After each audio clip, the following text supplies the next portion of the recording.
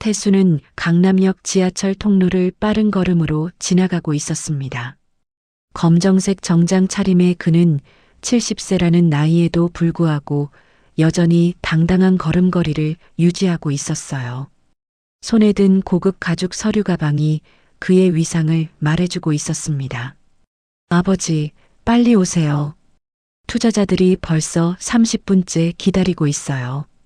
휴대폰 너머로 들리는 아들의 다급한 목소리에 태수는 걸음을 더욱 재촉했습니다. 5년 전 딸 수정을 잃고 나서 그룹 운영을 아들에게 맡겼지만 여전히 중요한 결정만큼은 태수의 승인이 필요했거든요. 알겠다. 지금 가고 있어. 태수가 간단히 대답하며 통로를 지나가던 그때였습니다. 평소라면 그냥 지나쳤을 법한 광경이 그의 발걸음을 멈춰 세웠어요. 지하철 통로 한쪽 모서리에 낡고 더러워진 담요가 깔려 있었습니다. 그 위에 2명의 어린아이가 웅크리고 앉아 있었어요. 아이들 앞에는 작은 종이컵이 놓여 있었고 몇 개의 동전이 덜그럭거리고 있었습니다. 태수는 처음에는 별 생각 없이 지나치려 했습니다. 요즘 이런 광경이 드물지 않다고 생각했거든요.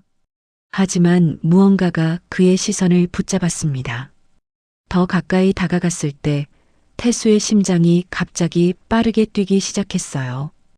8살 정도로 보이는 여자아이의 옆모습이 낯설지 않았거든요. 그 옆에 앉아 있는 6살 정도의 남자아이도 마찬가지였습니다. 설마. 태수가 입술을 떨며 중얼거렸습니다. 그는 천천히 아이들에게 다가갔어요. 가까이 갈수록 그의 얼굴은 점점 더 창백해져 갔습니다. 아저씨, 동전 하나만 주세요. 여자아이가 지나가는 사람에게 작은 목소리로 말했습니다. 그 목소리를 들은 순간 태수의 온몸에 전율이 흘렀어요. 틀림없었습니다. 아니야, 이럴 수가 없어. 태수가 혼잣말을 하며 아이들을 더 자세히 들여다봤습니다. 여자아이의 얼굴을 본 순간 태수의 다리가 휘청거렸어요. 그 아이는 분명히 손녀 민지였습니다. 죽은 딸 수정을 빼닮은 그 얼굴을 태수가 모를 리 없었거든요. 그리고 민지 옆에 바짝 붙어 앉아 있는 남자아이. 커다란 눈과 통통한 볼을 가진 그 아이는 손자 준호였습니다. 태수의 머릿속이 하얗게 변했습니다. 손에 들고 있던 서류 가방이 바닥에 떨어졌어요. 지나가는 사람들이 태수를 이상하게 바라봤지만 그는 전혀 신경 쓰지 못했습니다. 민지야. 태수가 떨리는 목소리로 손녀의 이름을 불렀습니다. 민지가 고개를 들어 태수를 바라봤어요. 그 순간 민지의 얼굴에 놀람과 두려움이 동시에 스쳐 지나갔습니다. 할아버지. 민지가 입술을 떨며 작은 목소리로 말했습니다. 하지만 그 목소리에는 기쁨 대신 겁에 질린 떨림이 가득했어요. 준호야, 너도. 태수가 손자를 보며 말하려던 순간 준호는 민지 뒤로 몸을 숨겼습니다. 6살 아이의 눈에는 할아버지를 보는 반가움 대신 무서움이 가득했어요. 너희가 왜 여기서 이러고 있니? 준영이는 어디 있고? 태수가 무릎을 꿇고 아이들의 눈높이에 맞춰 물었습니다. 그의 목소리는 분노와 걱정이 뒤섞여 있었어요. 민지는 입술을 꽉 다물고 대답하지 않았습니다. 준호는 민지의 소매를 꽉 잡고 떨고 있었어요. 그때 태수는 아이들의 모습을 더 자세히 볼 수 있었습니다. 민지가 입고 있는 옷은 찢어진 곳이 여러 군데였고 얼굴에는 때가 끼어 있었어요. 준호의 옷도 마찬가지로 더럽고 해져 있었습니다. 두 아이 모두 상당히 말라 있었고 특히 뺨이 많이 들어가 있었어요. 이게 무슨... 태수가 분노로 주먹을 떨고 있을 때 갑자기 건장한 남자가 나타났습니다. 그 남자는 무표정한 얼굴로 아이들에게 다가왔어요. 일어나. 가자. 남자가 낮고 차가운 목소리로 아이들에게 말했습니다. 민지와 준호는 즉시 일어나려 했어요. 잠깐. 태수가 남자 앞을 가로막으며 큰 소리로 외쳤습니다. 당신이 누군데 이 아이들을? 남자는 태수를 차갑게 바라보며 대답하지 않았습니다. 대신 민지와 준호의 팔을 거칠게 잡았어요. 저 아이들은 내 손주들이다. 태수가 남자의 팔을 잡으며 소리쳤습니다. 하지만 남자는 태수보다 훨씬 젊고 힘이 셌어요. 할아버지. 민지가 태수를 바라보며 작은 목소리로 불렀습니다. 그 목소리에는 도움을 요청하는 간절함이 담겨 있었어요. 민지야, 할아버지가 있으니까 괜찮아. 태수가 손녀에게 소리쳤습니다. 하지만 남자는 아이들을 더 강하게 끌어당겼어요. 가자고 했다.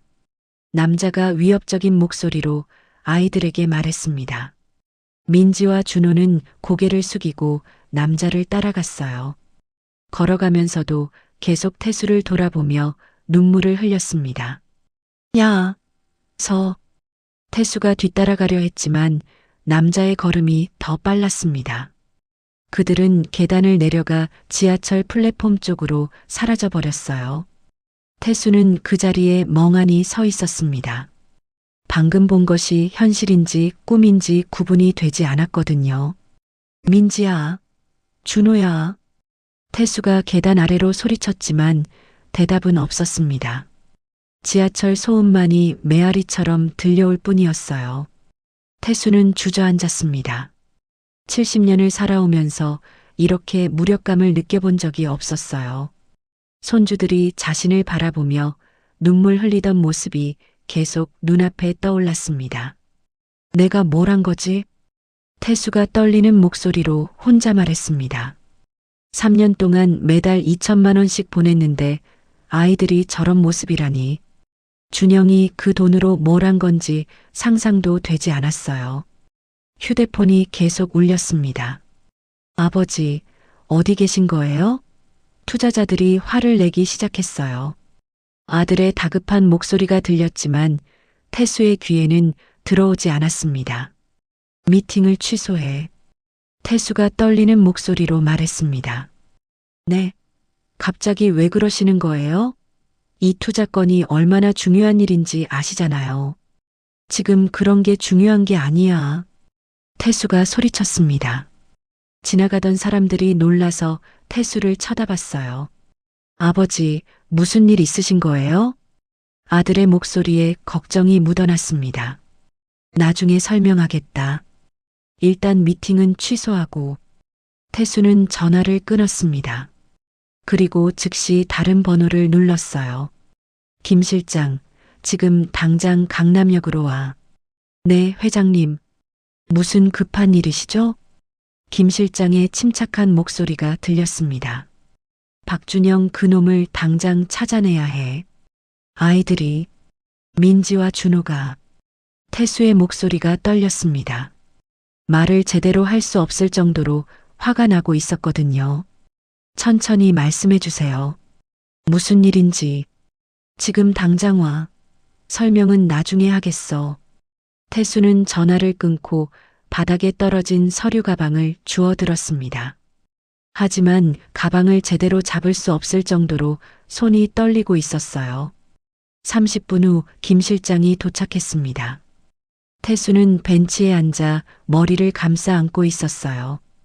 회장님, 얼굴이 왜 이렇게 창백하세요? 무슨 일이신지 말씀해 주세요. 김 실장이 태수 옆에 앉으며 걱정스럽게 물었습니다. 민지와 준호를 봤어. 태수가 떨리는 목소리로 말했습니다. 어디서 보셨다는 말씀이신가요? 여기서, 바로 이 지하철 통로에서. 태수가 아이들이 앉아있던 자리를 가리켰습니다. 그럼 좋은 일 아닌가요? 손주들을 만나셨으니까. 김 실장이 말하다가 태수의 표정을 보고 말을 멈췄습니다. 구걸을 하고 있었어. 내 손주들이 이 차가운 바닥에 앉아서 지나가는 사람들에게 돈을 구걸하고 있었다고. 태수가 주먹으로 벤치를 내려치며 소리쳤습니다. 김 실장의 얼굴이 굳어졌습니다. 그럴 리가 없는데요. 회장님께서 준영 씨에게 매달 2천만 원씩 보내시잖아요. 나도 그렇게 생각했어. 하지만 내 눈으로 직접 봤다고. 아이들이 얼마나 말랐는지, 얼마나 더러운 옷을 입고 있었는지. 태수의 목소리가 점점 커졌습니다. 분노와 자책감이 뒤섞여 있었어요. 진정하시고 정확히 어떤 상황이었는지 말씀해 주세요. 김 실장이 차분하게 태수를 달랬습니다. 태수는 방금 전 있었던 일을 김 실장에게 자세히 설명했습니다. 아이들의 모습, 그들을 데려간 남자, 민지와 준호가 자신을 바라보며 흘린 눈물까지 모든 것을 말했어요. 김 실장의 표정이 점점 심각해졌습니다. 당장 준영이 어디서 뭘 하고 있는지 알아봐. 그리고 내가 보낸 돈이 어디로 갔는지도. 태수가 김 실장의 어깨를 잡으며 말했습니다. 알겠습니다. 지금 즉시 확인해 보겠어요. 김 실장이 휴대폰을 꺼내 누군가에게 전화를 걸기 시작했습니다. 태수는 아이들이 앉아있던 자리로 가서 무릎을 꿇었습니다. 바닥에는 아직도 더러워진 담요가 남아 있었어요. 그 담요를 만지면서 태수의 눈에 눈물이 맺혔습니다. 수정아, 미안해. 아빠가 너희 아이들을 제대로 지켜주지 못했구나. 태수가 하늘을 보며 중얼거렸습니다. 죽은 딸에게 사과하는 마음이었어요. 1시간 후 김 실장이 태수에게 돌아왔습니다. 그의 얼굴에는 심각한 표정이 가득했어요. 회장님, 확인했습니다. 김 실장이 조심스럽게 입을 열었습니다. 어디 있다는 거냐? 태수가 벌떡 일어서며 물었습니다. 강남 유흥가에 있어요. 지금 이 순간에도 도박을 하고 있습니다. 김 실장의 말에 태수의 얼굴이 붉어졌습니다. 도박이라고? 내가 아이들 양육비로 준 돈으로? 그뿐만이 아닙니다. 룸살롱에서 술을 마시고 고급 호텔에서 지내고 있어요. 김 실장이 더 충격적인 사실을 알려줬습니다. 태수는 주먹을 불끈 쥐었습니다. 혈관이 터질 것 같은 분노가 온몸을 휩쓸었어요. 그 돈이 한 달에 얼마인지 아냐? 2천만 원이야. 일반 직장인 연봉이 넘는 돈을. 태수가 소리쳤습니다. 지나가는 사람들이 놀라서 뒤돌아봤어요. 더 있습니다. 김 실장이 말을 이었습니다. 더? 아이들은 경기도 외곽 어딘가에 방치되어 있는 것 같아요. 정확한 위치는 더 조사해 봐야겠지만. 방치라니, 그게 무슨 소리냐? 태수의 목소리가 점점 높아졌습니다. 준영 씨가 아이들을 돌보지 않고 있다는 뜻입니다. 오늘 아이들이 여기서 구걸한 것도 그 때문일 거예요. 김 실장의 설명에 태수는 분노로 온몸이 떨렸습니다. 3년 동안이나 내가 그놈을 믿었다고. 태수가 벽을 주먹으로 내리쳤습니다. 단단한 벽돌이 부서지는 소리와 함께 태수의 손에서 피가 흘렀어요. 회장님, 손을 다치셨어요. 김 실장이 놀라며 태수의 손을 잡았습니다. 이딴 건 아무것도 아니야. 태수가 피가 나는 손을 털어내며 소리쳤습니다. 손가락 마디가 깨져서 피가 계속 흘렀지만 태수는 신경 쓰지 않았어요. 병원부터 가시죠. 병원은 나중이다. 지금 당장 경찰서에 가야 해. 태수가 김 실장의 팔을 잡으며 말했습니다. 경찰서요? 신고할 거야. 양육비 횡령으로. 태수의 눈에는 복수심이 타오르고 있었습니다. 하지만 준영 씨는 아이들의 친아버지잖아요. 법적으로는. 김 실장이 걱정스럽게 말했습니다. 친아버지라고? 저런 놈이 아버지 자격이 있어? 태수가 분노로 몸을 떨며 소리쳤습니다. 일단 진정하시고 차근차근 생각해 보시죠. 김 실장이 태수를 달래려 했지만 소용없었습니다. 진정하라고? 내 손주들이 저 추운 바닥에서 구걸하고 있는데 어떻게 진정하냐? 태수가 목이 터져라 소리쳤습니다. 그 목소리에는 3년간 쌓인 분노와 자책감이 모두 담겨 있었어요. 김 실장은 태수를 처음 보는 모습이었습니다. 평소 냉정하고 차분했던 태수가 이렇게 감정을 폭발시키는 것을 본 적이 없었거든요. 회장님, 먼저 손 치료부터 받으시고. 안 된다고 했잖아. 지금 당장 차를 가져와. 태수가 김 실장을 향해 소리쳤습니다. 김 실장은 더 이상 말리지 않았습니다. 태수의 단단한 의지를 알고 있었거든요. 알겠습니다.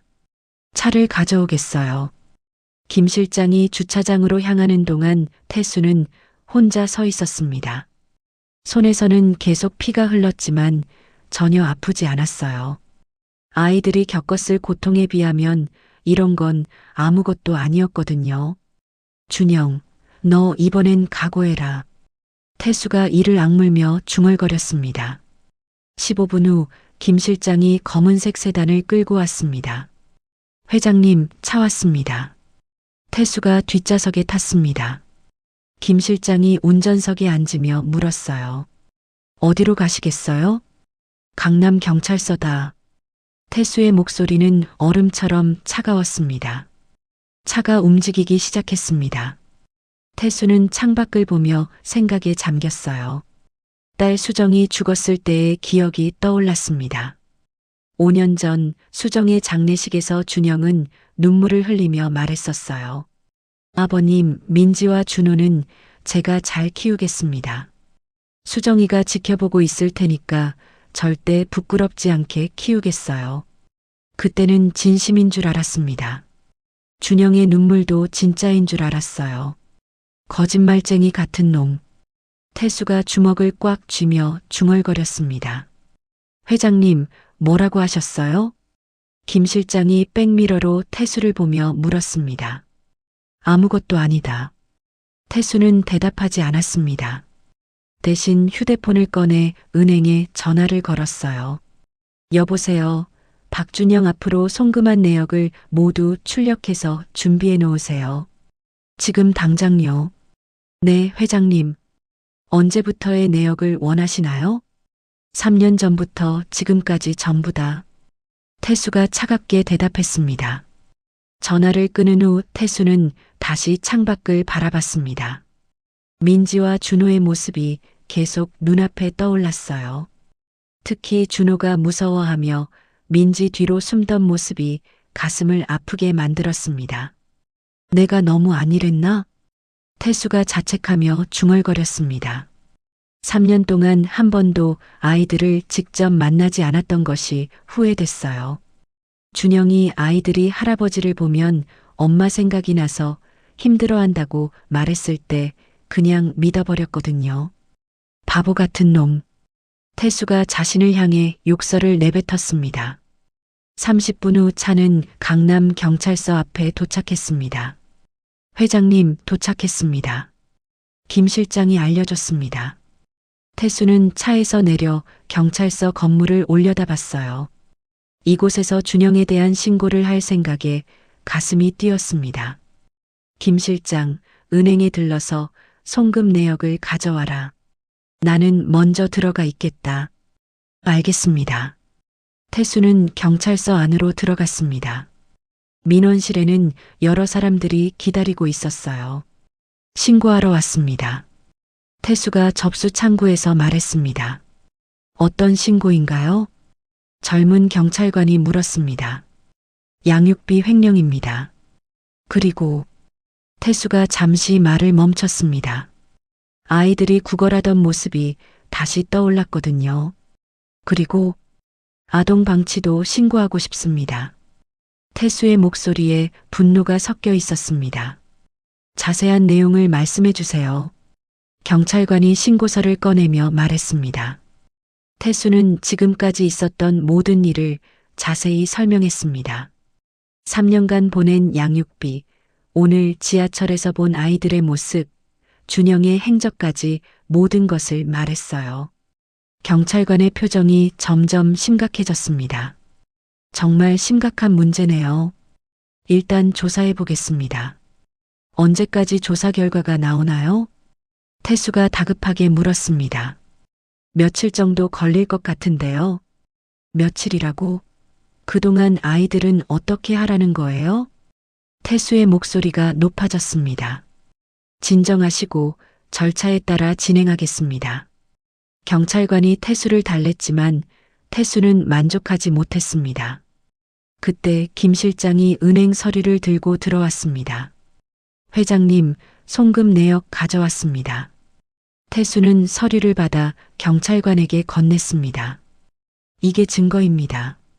3년간 7억 2천만 원을 보냈어요. 경찰관이 서류를 보며 놀란 표정을 지었습니다. 정말 큰 금액이네요. 그런데 아이들은 국어를 하고 있었어요. 이게 정상인가요? 태수가 주먹을 떨며 물었습니다. 경찰관은 서류를 다시 한번 자세히 살펴봤습니다. 일단 이 서류들은 복사해서 보관하겠습니다. 그리고 빠른 시일 내에 조사하겠어요. 정말 빨리 해주세요. 아이들이 위험할 수도 있어요. 태수가 간절하게 부탁했습니다. 경찰서를 나온 태수는 하늘을 올려다봤습니다. 날이 저물어가고 있었어요. 어딘가에서 아이들이 또 다른 고통을 겪고 있을 생각에 마음이 아팠습니다. 김 실장, 준영이 지금 어디 있는지 다시 확인해봐. 네, 알겠습니다. 김 실장이 전화를 걸기 시작했습니다. 태수는 경찰서 앞 벤치에 앉아 피가 마른 손을 바라봤어요. 이제 본격적인 전쟁이 시작되었습니다. 다음 날 아침 일찍 태수는 김 실장과 함께 다시 경찰서를 찾았습니다. 어제 신고한 사건의 진전 상황을 확인하기 위해서였어요. 어제 신고한 양육비 횡령 건은 어떻게 되었나요? 태수가 어제 담당했던 경찰관에게 물었습니다. 아, 그건 말씀이시죠. 경찰관이 서류를 뒤적이며 대답했습니다. 조사 결과가 어떻게 나왔어요? 일단 박준영 씨가 아이들의 친아버지시잖아요. 경찰관의 말에 태수의 얼굴이 굳어졌습니다. 그게 무슨 상관이에요? 친권자가 양육비를 어떻게 사용하든 그건 양육 방식의 문제라고 봐야 할 것 같은데요. 경찰관이 조심스럽게 말했습니다. 태수는 자신의 귀를 의심했습니다. 양육 방식이라고요? 아이들이 국어를 하고 있었는데도? 하지만 직접적인 학대 증거는 없잖아요. 단순히 국어를 했다는 것만으로는. 경찰관이 말을 흐렸습니다. 이런 말도 안 되는 소리가 어디 있어요. 태수가 책상을 주먹으로 내리치며 소리쳤습니다. 진정하세요. 저희도 규정에 따라 처리하는 거예요. 규정이라고? 그럼 아이들이 죽어야 움직인다는 말인가요? 태수의 목소리가 점점 커졌습니다. 민원실에 있던 다른 사람들이 모두 태수를 쳐다봤어요. 그런 건 아니지만 좀 더 명확한 증거가 필요해요. 경찰관이 난처해하며 말했습니다. 명확한 증거요? 7억이 넘는 돈을 횡령하고 아이들을 방치한 게 증거가 아니라는 거예요? 태수가 분노로 온몸을 떨며 소리쳤습니다. 김 실장이 태수의 어깨를 잡으며 말했습니다. 회장님, 일단 진정하시고 다른 방법을 찾아봅시다. 다른 방법이라니.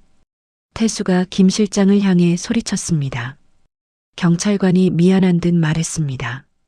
죄송하지만 현재로서는 민사소송을 통해 해결하시는 게 좋을 것 같아요. 민사소송이라고요?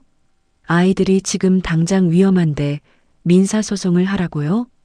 태수의 목소리가 절망적으로 변했습니다. 경찰서를 나온 태수는 주저앉고 싶을 만큼 무력감을 느꼈습니다. 이렇게 될 줄 알았어야 했는데. 태수가 중얼거렸습니다. 회장님, 포기하지 마세요. 다른 방법이 있을 거예요. 김 실장이 태수를 위로했습니다. 그때 태수의 휴대폰이 울렸습니다. 모르는 번호였어요. 여보세요? 혹시 박준영의 장인어른이신가요? 여성의 차분한 목소리가 들렸습니다. 그렇습니다만 누구시죠? 저는 아동인권 전문 변호사 이서연입니다. 태수의 눈이 번쩍 뜨였습니다. 변호사요? 네, 어제 뉴스에서 경찰서에 신고하신 내용을 봤어요. 혹시 시간이 되시면 만나 뵐 수 있을까요? 이서연의 제안에 태수는 희망을 느꼈습니다. 언제든 좋습니다. 지금 당장이라도요. 그럼 1시간 후에 강남역 근처 카페에서 만날까요? 좋습니다. 주소 알려주세요. 전화를 끄는 태수는 김 실장에게 말했습니다. 김 실장, 희망이 생겼어. 1시간 후 태수와 김 실장은 조용한 카페에서 이서연을 만났습니다. 30대 후반으로 보이는 이서연은 단정한 차림에 날카로운 눈빛을 하고 있었어요. 안녕하세요. 이서연입니다. 이서연이 명함을 건네며 인사했습니다. 태수입니다. 이렇게 시간 내주셔서 감사해요. 태수가 간절한 표정으로 말했습니다. 제가 먼저 말씀드리고 싶은 게 있어요.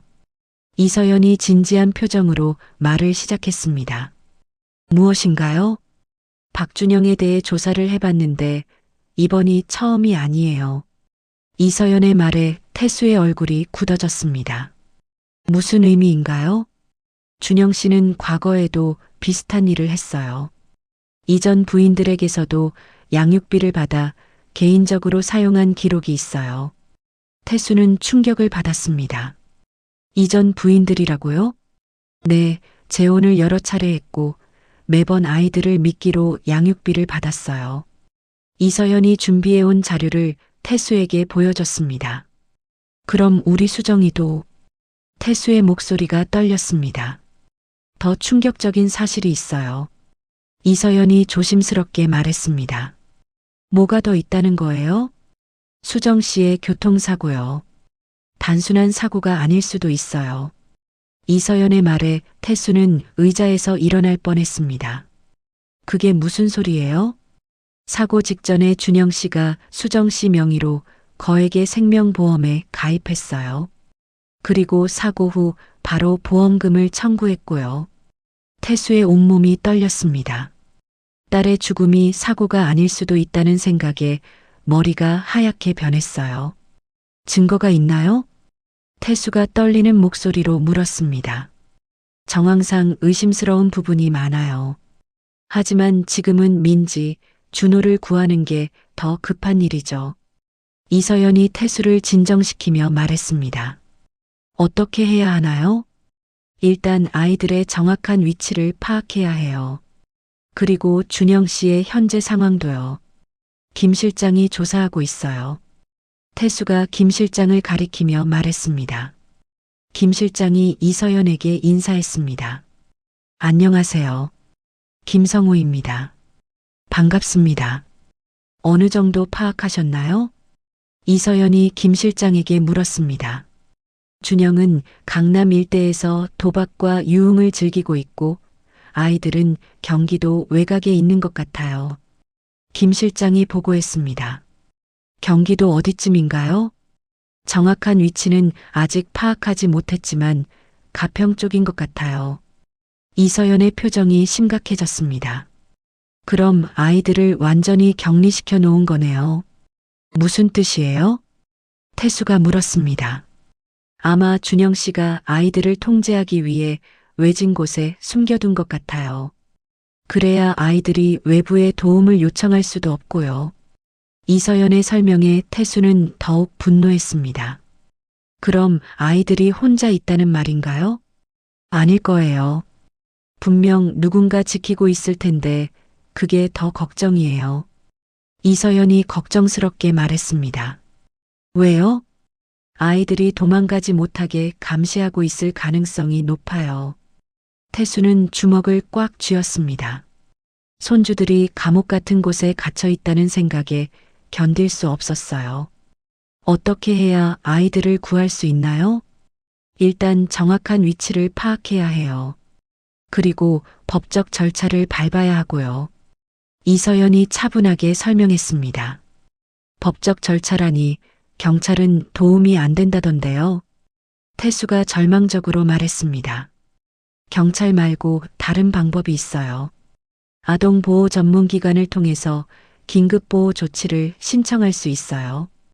이서연의 말에 태수의 눈에 희망이 보였습니다. 그게 가능한가요? 네, 아동의 안전이 위험하다고 판단되면 즉시 보호할 수 있어요. 그럼 빨리 신청합시다. 태수가 급하게 말했습니다. 하지만 그 전에 준영 씨의 범죄 증거를 더 확보해야 해요. 이서연이 신중하게 말했습니다. 어떤 증거요? 아이들을 직접 학대했다는 증거, 양육비를 개인적으로 사용했다는 증거, 그리고 아이들을 방치했다는 증거요. 그런 증거를 어떻게 구해요? 제가 도와드리겠어요. 하지만 위험할 수도 있어요. 이서연이 진지하게 말했습니다. 위험하다는 게 무슨 뜻이에요? 준영 씨가 이미 여러 차례 범죄를 저질렀다면 상당히 교활하고 위험한 사람일 거예요. 우리가 조사한다는 걸 알면 아이들을 더 위험한 곳으로 옮길 수도 있고요. 이서연의 경고에 태수는 고민에 빠졌습니다. 그래도 해야 해요. 아이들을 그냥 놔둘 수는 없어요. 태수가 단호하게 말했습니다. 좋습니다. 그럼 제가 전문가들과 함께 작전을 세워보겠어요. 이서연이 태수의 의지를 확인하고 말했습니다. 정말 고마워요. 변호사님이 아니었다면 저도 개인적인 이유가 있어요. 이서연이 잠시 말을 멈췄습니다. 개인적인 이유요? 저도 어렸을 때 비슷한 경험을 했거든요. 이서연의 고백에 태수는 놀랐습니다. 그래서 이런 사건들을 전담하고 있어요. 다른 아이들이 제가 겪었던 고통을 당하지 않았으면 해서요. 태수는 이서연에게 깊은 고마움을 느꼈습니다. 정말 고마워요. 꼭 아이들을 구해주세요. 함께 구해내요. 포기하지 마세요. 이서연이 태수의 손을 잡으며 말했습니다. 그 순간 태수는 혼자가 아니라는 것을 느꼈어요. 딸의 원수를 갚고 손주들을 구할 수 있는 희망이 생겼습니다. 이서현과의 만남 후 이틀이 지났습니다. 김 실장은 24시간 교대로 준영의 행적을 추적하고 있었어요. 회장님, 중요한 정보를 확인했습니다. 김 실장이 태수에게 급하게 전화를 걸었습니다. 뭘 알아냈어? 태수가 다급하게 물었습니다. 준영이 아이들을 가평의 폐공장으로 옮겼어요. 그리고 그곳에 용역들을 배치해뒀고요. 김 실장의 보고에 태수의 얼굴이 굳어졌습니다. 용역이라고? 몇 명이나? 3명 정도 되는 것 같아요. 24시간 교대로 공장 주변을 지키고 있어요. 태수는 분노로 온몸이 떨렸습니다. 그놈이 아이들을 완전히 감옥에 가둬둔 거군. 네, 그런데 더 중요한 걸 발견했어요. 김 실장이 흥분된 목소리로 말했습니다. 뭔데? 아이들이 보낸 신호를 찾았어요. 신호? 태수가 의자에서 벌떡 일어났습니다. 공장 2층 창문에 흰 종이가 붙어 있어요. 아마 아이들이 붙인 것 같아요. 김 실장의 말에 태수는 즉시 결정했습니다. 지금 당장 현장으로 가자. 하지만 너무 위험해요. 용역들이 지키고 있다고 했잖아요. 상관없어. 아이들이 도움을 요청하고 있는데 가만히 있을 수 없어. 태수의 목소리에 단호함이 담겨 있었습니다. 1시간 후 태수와 김 실장은 가평 외곽의 폐공장 근처에 도착했습니다. 을씨년스러운 공장 건물이 황량한 들판 한가운데 서 있었어요. 저기 보이시죠? 김 실장이 망원경을 태수에게 건네며 가리켰습니다. 태수는 망원경으로 공장을 자세히 살펴봤어요. 2층 창문 중 하나에 하얀 종이가 붙어 있었습니다. 저게 아이들이 붙인 거겠지? 네, 틀림없어요. 그런데 글씨가 써 있는 것 같아요. 김 실장이 더 강력한 망원경을 꺼내며 말했습니다. 태수는 그 망원경으로 다시 확인했어요. 종이에 어린아이의 서툰 글씨로 무언가가 적혀 있었습니다. 도와주세요. 배고파요. 태수가 종이의 글씨를 읽었습니다. 그 순간 가슴이 찢어지는 것 같았어요. 아이들이 우리에게 구조 요청을 하고 있어. 태수의 목소리가 떨렸습니다. 그런데 더 있어요. 김 실장이 다른 창문을 가리켰습니다. 태수가 그쪽을 보니 또 다른 종이가 붙어 있었어요. 할아버지, 무서워요. 아저씨들이 때려요. 두 번째 쪽지를 읽은 태수는 주먹을 꽉 쥐었습니다. 때린다고? 네, 아이들이 맞고 있는 것 같아요. 김 실장의 말에 태수는 더 이상 참을 수 없었습니다. 지금 당장 들어가자. 회장님, 너무 위험해요. 계획을 세우고. 계획이 무슨 소용이야. 아이들이 지금 맞고 있다는데. 태수가 소리치며 공장 쪽으로 걸어가려 했습니다. 그때 공장 주변에서 수상한 움직임이 포착됐어요. 검은 옷을 입은 남자가 공장 주위를 순찰하고 있었습니다. 회장님, 저기 봐요. 김 실장이 태수를 막으며 가리켰습니다. 저놈들이 용역이구나. 태수가 이를 악물며 말했습니다. 덩치도 크고 위험해 보여요. 일단 후퇴하시죠. 김 실장이 태수를 설득했습니다. 후퇴라니. 아이들이 저기 갇혀 있는데. 태수의 목소리가 절망적으로 변했습니다. 그때 태수의 휴대폰이 울렸습니다. 이서연 변호사의 전화였어요.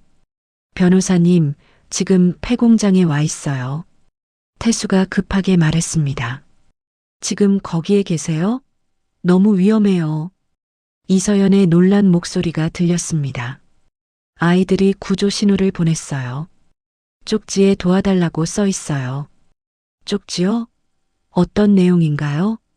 배고프다고, 무섭다고, 때린다고 써 있어요. 태수의 목소리가 떨렸습니다. 그럼 확실한 학대 증거네요. 사진을 찍어두세요. 이서연이 차분하게 지시했습니다. 지금 당장 구하고 싶어요. 기다리세요.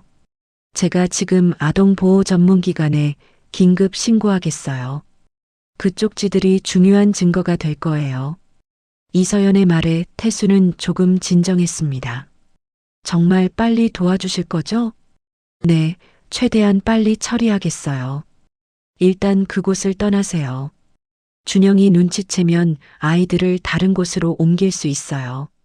전화를 끊은 후 태수는 아쉬워하며 공장을 바라봤어요. 당장 뛰어들어가 아이들을 구하고 싶었지만 이서연의 말이 맞았습니다. 김 실장, 일단 물러나자. 하지만 24시간 감시는 계속해. 알겠습니다. 그때 공장에서 이상한 소리가 들려왔습니다. 아이가 우는 소리 같았어요. 저게 민지 목소리 같은데. 태수가 귀를 기울이며 말했습니다. 정말로 공장에서 어린아이의 울음소리가 들렸습니다. 그 소리를 들은 태수는 더 이상 참을 수 없었어요. 안 돼. 못 기다리겠어. 태수가 다시 공장으로 달려가려 했습니다. 회장님, 김 실장이 태수를 붙잡았습니다.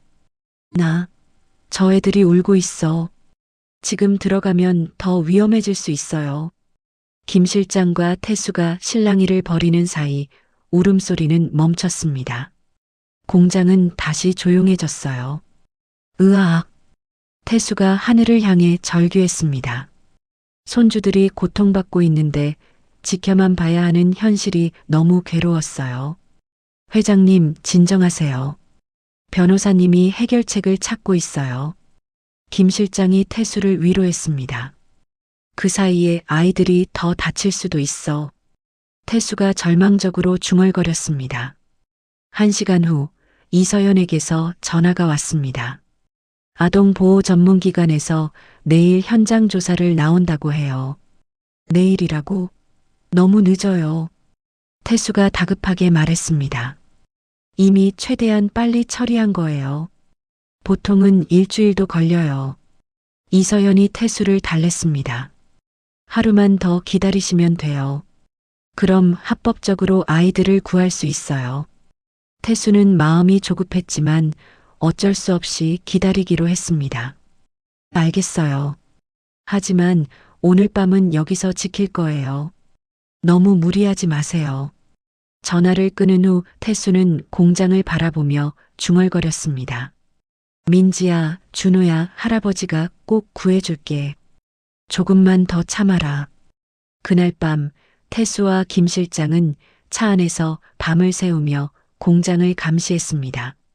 용역들의 교대 시간도 파악하고 아이들의 안전 상태도 확인하려 했어요. 새벽 2시쯤 공장에서 다시 움직임이 있었습니다. 한 명의 용역이 공장 안으로 들어갔다가 나왔어요. 아마 아이들 확인하러 간 것 같네요. 김 실장이 망원경으로 살피며 말했습니다. 그럼 아이들이 아직 거기 있다는 뜻이지? 네, 틀림없어요. 태수는 안도의 한숨을 내쉬었습니다. 적어도 아이들이 다른 곳으로 옮겨지지는 않았다는 것을 확인했거든요.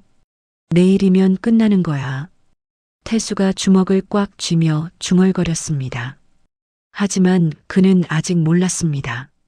준영이 이미 그들의 움직임을 눈치채고 더 큰 음모를 꾸미고 있다는 것을요. 다음 날 오전 아동보호 전문기관의 조사관들이 폐공장에 도착하기 1시간 전이었습니다. 태수는 김 실장과 함께 공장 근처에서 대기하고 있었어요. 이제 곧 끝나는 거야. 태수가 안도의 표정으로 중얼거렸습니다. 그때 태수의 휴대폰에 문자 메시지가 도착했어요. 발신자는 박준영이었습니다. 장인어른, 오랜만이네요. 아이들이 보고 싶으시죠? 태수의 얼굴이 순간 굳어졌습니다. 김 실장, 준영이가 문자를 보냈어. 뭐라고 왔어요? 김 실장이 다급하게 물었습니다. 태수가 메시지를 읽어주자 김 실장의 표정도 심각해졌어요. 곧바로 두 번째 메시지가 도착했습니다. 혹시 누군가와 함께 우리 아이들을 찾고 계신 건 아니죠?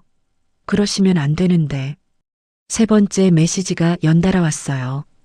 아이들의 안전이 걱정되시면 혼자 오세요. 가평역 앞 카페로. 태수의 손이 떨렸습니다. 준영이 이미 모든 상황을 파악하고 있다는 뜻이었어요. 회장님, 이상해요. 준영이 어떻게 우리 움직임을 알았을까요?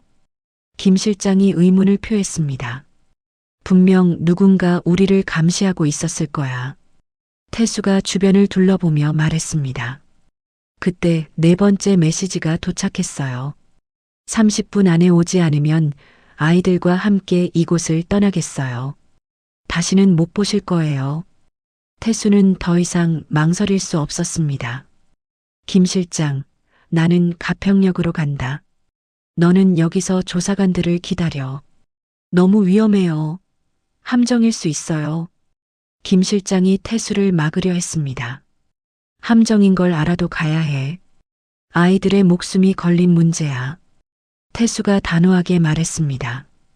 그럼 저도 함께 가겠어요. 안 돼. 여기서 조사관들에게 상황을 설명해야 해. 태수는 김 실장을 남겨두고 혼자 가평역으로 향했습니다. 30분 후 가평역 앞 작은 카페에서 태수는 준영과 마주 앉았어요. 5년 만에 보는 준영의 모습은 많이 변해 있었습니다. 살이 쪄 있었고 비싸 보이는 옷을 입고 있었어요. 어서 오세요, 장인어른. 준영이 비웃으며 인사했습니다. 아이들은 어디 있어? 태수가 바로 본론을 꺼냈습니다. 급하시네요. 커피라도 한잔 하시죠. 준영이 여유롭게 말했습니다. 지금 그런 게 중요해? 민지와 준호는 괜찮은 거야? 태수의 목소리에 걱정이 가득했어요. 물론 괜찮죠. 제가 친아버지인데 뭘 걱정하세요. 준영의 말에 태수는 분노가 치밀어 올랐습니다. 친아버지라고? 친아버지가 아이들을 굶기고 때리냐? 누가 그런 소리를 했나요? 준영이 태연하게 반문했습니다. 아이들이 직접 쓴 쪽지를 봤어. 배고프다고, 무섭다고, 때린다고. 태수가 소리쳤습니다. 카페에 있던 다른 손님들이 태수를 쳐다봤어요. 아이들이 거짓말을 한 것 같네요. 요즘 애들은 거짓말을 잘해요. 준영이 뻔뻔하게 말했습니다.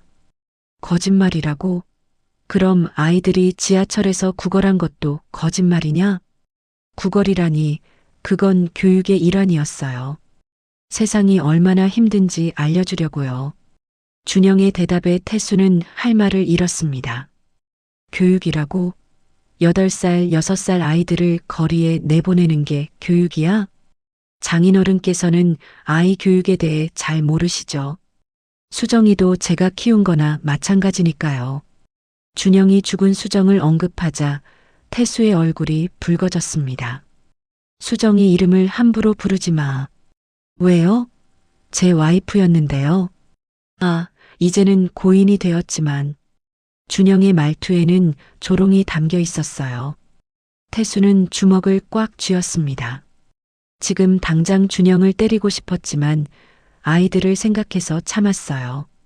뭘 원하는 거야? 태수가 이를 악물며 물었습니다. 간단해요. 앞으로 아이들 일에 간섭하지 마세요. 간섭이라고? 내 손주들인데.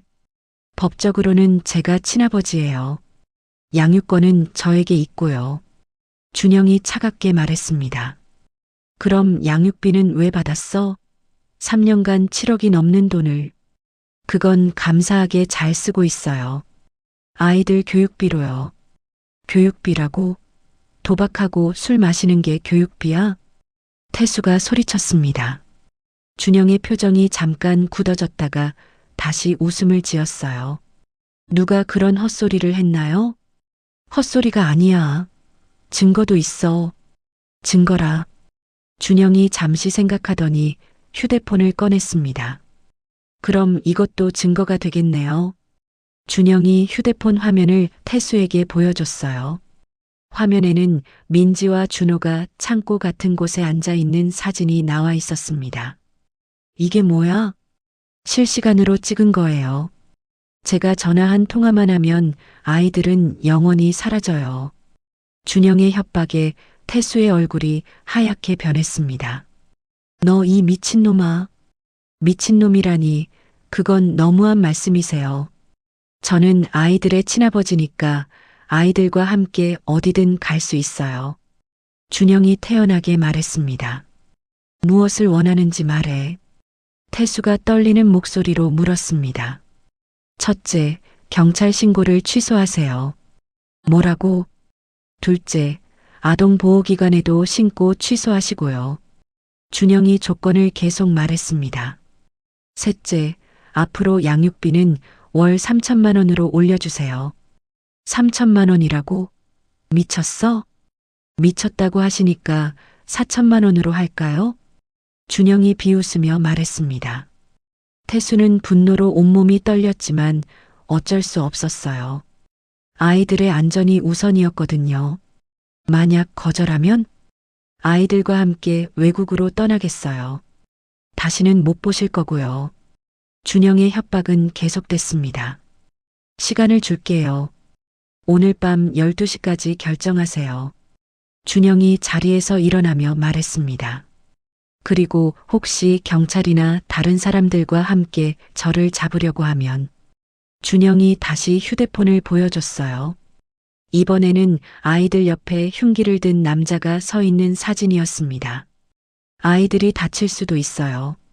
준영의 마지막 협박에 태수는 주저앉을 뻔했습니다. 12시까지 연락 기다리겠어요. 준영이 카페를 나가며 말했습니다. 혼자 남은 태수는 머리를 감싸 안았어요. 손주들을 구하려다 오히려 더 위험한 상황에 빠뜨린 것 같았습니다. 휴대폰이 울렸습니다. 김 실장의 전화였어요. 회장님, 큰일 났어요. 무슨 일이야? 조사관들이 왔는데 공장이 비어 있어요. 아이들이 없어져 버렸어요. 김 실장의 말에 태수는 절망에 빠졌습니다. 준영이 이미 아이들을 다른 곳으로 옮긴 것이었어요. 준영 그놈이 이미 계획을 세워뒀구나. 태수가 중얼거렸습니다. 이제 정말 막다른 길에 몰린 것 같았어요. 아이들을 구하기 위해서는 준영의 요구를 들어줄 수밖에 없는 상황이었습니다. 어떻게 해야 할까? 태수가 절망적으로 중얼거렸습니다. 카페를 나온 태수는 망연자실한 상태로 주차장에 서 있었습니다. 준영의 협박이 계속 머릿속에 맴돌았어요. 휴대폰이 울렸습니다. 이서연 변호사의 전화였어요. 어떻게 되었나요? 김 실장님에게서 연락받았어요. 이서연의 목소리에 걱정이 가득했습니다. 끝났어요. 준영이 아이들을 다른 곳으로 옮겨버렸어요. 태수의 목소리는 절망적이었습니다. 무슨 일이 있었는지 자세히 말씀해 주세요. 태수는 준영과의 만남에서 있었던 모든 일을 이서연에게 설명했습니다. 협박 내용, 아이들 사진, 그리고 오늘 밤 12시까지의 최후 통첩까지 모든 것을 말했어요. 정말 악질이네요. 예상보다 훨씬 교활해요. 이서연이 분노에 찬 목소리로 말했습니다. 이제 어떻게 해야 하나요? 아이들 안전을 위해서는 준영 말을 들어야 할까요? 태수가 고민에 빠진 채 물었습니다. 절대 안 돼요. 한 번 돈을 주면 계속 요구할 거예요. 그리고 아이들 상황은 더 나빠질 뿐이에요. 이서연이 단호하게 말했습니다. 그럼 어떻게 해요? 아이들이 위험해질 수도 있어요. 제가 다른 방법을 생각해뒀어요. 이서연의 말에 태수의 눈에 희망이 보였습니다. 어떤 방법인가요? 준영이 보여준 사진들, 그것들이 오히려 결정적 증거가 될 수 있어요. 무슨 의미예요? 아이들을 감금하고 위협했다는 명백한 증거잖아요. 특히 흉기를 든 남자 사진은 협박과 감금의 결정적 증거예요. 이서연의 설명에 태수는 고개를 끄덕였습니다. 그럼 그 사진들을 어떻게 증거로 만들어요? 준영이 다시 연락할 때 녹음을 하는 거예요. 그리고 그 사진들을 다시 보여달라고 하세요. 이서연이 구체적인 계획을 설명했습니다. 하지만 준영이 의심하지 않을까요? 그래서 연기를 잘해야 해요. 항복하는 척하면서 증거를 확보하는 거예요. 태수는 이서연의 계획이 위험하다고 생각했지만 다른 방법이 없었어요. 알겠어요. 해보죠. 그리고 또 다른 준비도 해야 해요. 이서연이 말을 이었습니다. 뭔가요? 준영의 과거 범죄 기록을 더 파헤쳐야 해요. 특히 수정 씨의 죽음에 대해서요. 이서연의 말에 태수는 딸의 죽음을 다시 떠올렸습니다. 정말 준영이 수정이를 죽인 건가요? 확실하지는 않지만 의심스러운 정황이 너무 많아요. 이서연이 자료를 뒤적이며 말했습니다. 어떤 정황들이요? 사고 한 달 전에 거액보험 가입, 사고 당일 준영의 알리바이 부족, 그리고 사고 직후 보험금 즉시 청구. 이서연의 설명을 들으며 태수의 분노가 치밀어 올랐습니다. 그럼 정말로 아직 확증은 없어요. 하지만 이번 기회에 모든 것을 밝혀낼 수 있을 거예요. 이서연이 태수에게 희망을 주었습니다. 저녁 8시 태수는 김 실장과 함께 이서연의 사무실에서 작전 회의를 하고 있었습니다. 준영이 12시에 연락할 텐데 그때 완전히 항복하는 척해야 해요. 이서연이 녹음기를 태수에게 건네며 말했습니다. 어떻게 말해야 하나요? 조건을 모두 받아들이겠다고 하세요. 그리고 양육비도 올려달라는 대로 주겠다고 하고요. 정말 그런 말을 해야 하나요? 태수는 준영에게 굴복하는 말을 하기 싫었어요. 연기예요. 준영을 안심시켜야 증거를 더 확보할 수 있어요. 이서연이 태수를 설득했습니다. 그리고 가장 중요한 건 아이들과 직접 통화를 요구하는 거예요. 통화요? 네, 아이들이 안전하다는 걸 확인하고 싶다고 하세요. 그럼 준영이 아이들 목소리를 들려줄 텐데 그때가 기회예요. 김 실장이 의문을 제기했습니다. 무슨 기회 말인가요? 아이들이 어디에 있는지 물어볼 수 있어요. 주변 소리를 통해서 위치를 파악할 수도 있고요. 이서연의 계획이 점점 구체적으로 드러났습니다. 그리고 준영에게 내일 만나자고 제안하세요. 돈을 직접 전달하겠다고 하면서요. 내일 만나서 뭘 하는 거예요? 그때가 준영을 체포할 기회예요. 경찰과 미리 협조해서 현행범으로 잡는 거예요. 태수는 이서연의 치밀한 계획에 감탄했습니다. 정말 가능할까요? 해야 해요. 이게 아이들을 구할 수 있는 유일한 방법이에요. 이서연의 단호한 말에 태수는 결심을 굳혔습니다. 밤 11시 50분, 태수는 긴장한 채 준영의 전화를 기다리고 있었습니다. 녹음기는 이미 준비되어 있었어요. 정확히 12시에 전화가 왔습니다. 결정하셨나요? 준영의 차가운 목소리가 들렸습니다. 항복할게요. 태수가 떨리는 목소리로 말했습니다. 현명한 선택이세요. 조건들을 다시 확인할까요? 경찰 신고 취소, 아동보호기관 신고 취소, 양육비 월 4천만 원으로 인상. 맞죠? 태수가 준영의 요구를 되풀이했습니다. 정확해요. 그런데 하나 더 추가할 게 있어요. 뭔가요? 앞으로 아이들을 만나려고 하지 마세요. 완전히 손을 떼는 거예요. 준영의 추가 요구에 태수는 분노했지만 참았습니다. 알겠어요. 하지만 한 가지 부탁이 있어요. 뭔데요? 아이들이 정말 안전한지 확인하고 싶어요.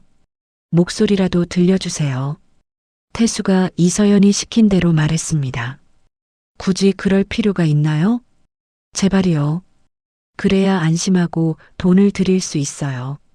잠시 후 아이들의 목소리가 들렸습니다. 할아버지, 민지의 작은 목소리였어요. 민지야, 너 괜찮니? 태수의 목소리에 감정이 섞였습니다. 할아버지, 우리. 민지가 말하려는 순간 전화가 끊어졌습니다. 그 정도면 충분하죠?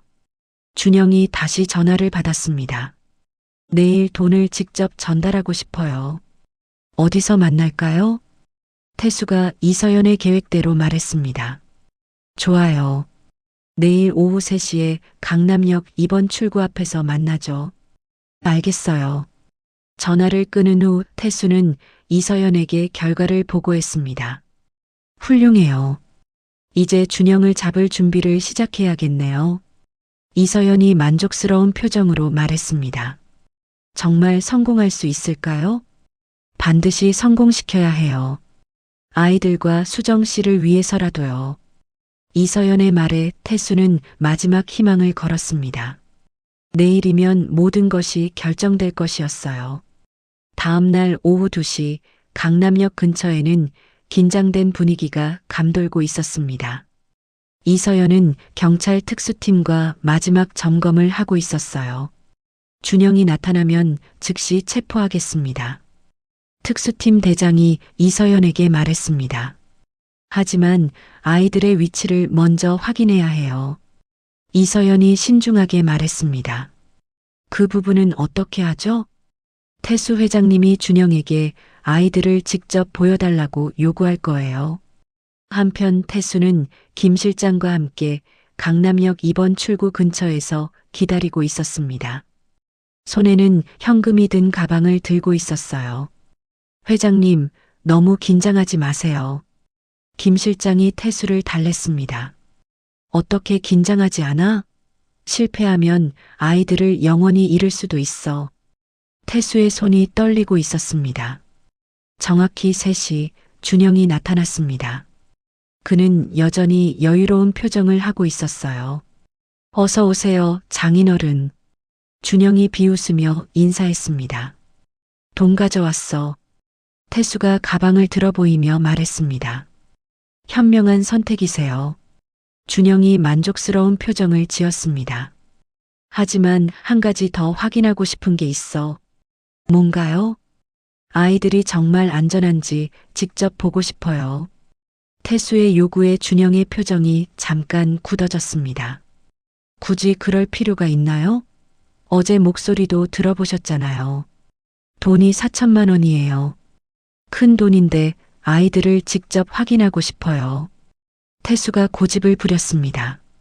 준영이 잠시 고민하더니 휴대폰을 꺼냈어요. 잠깐만요.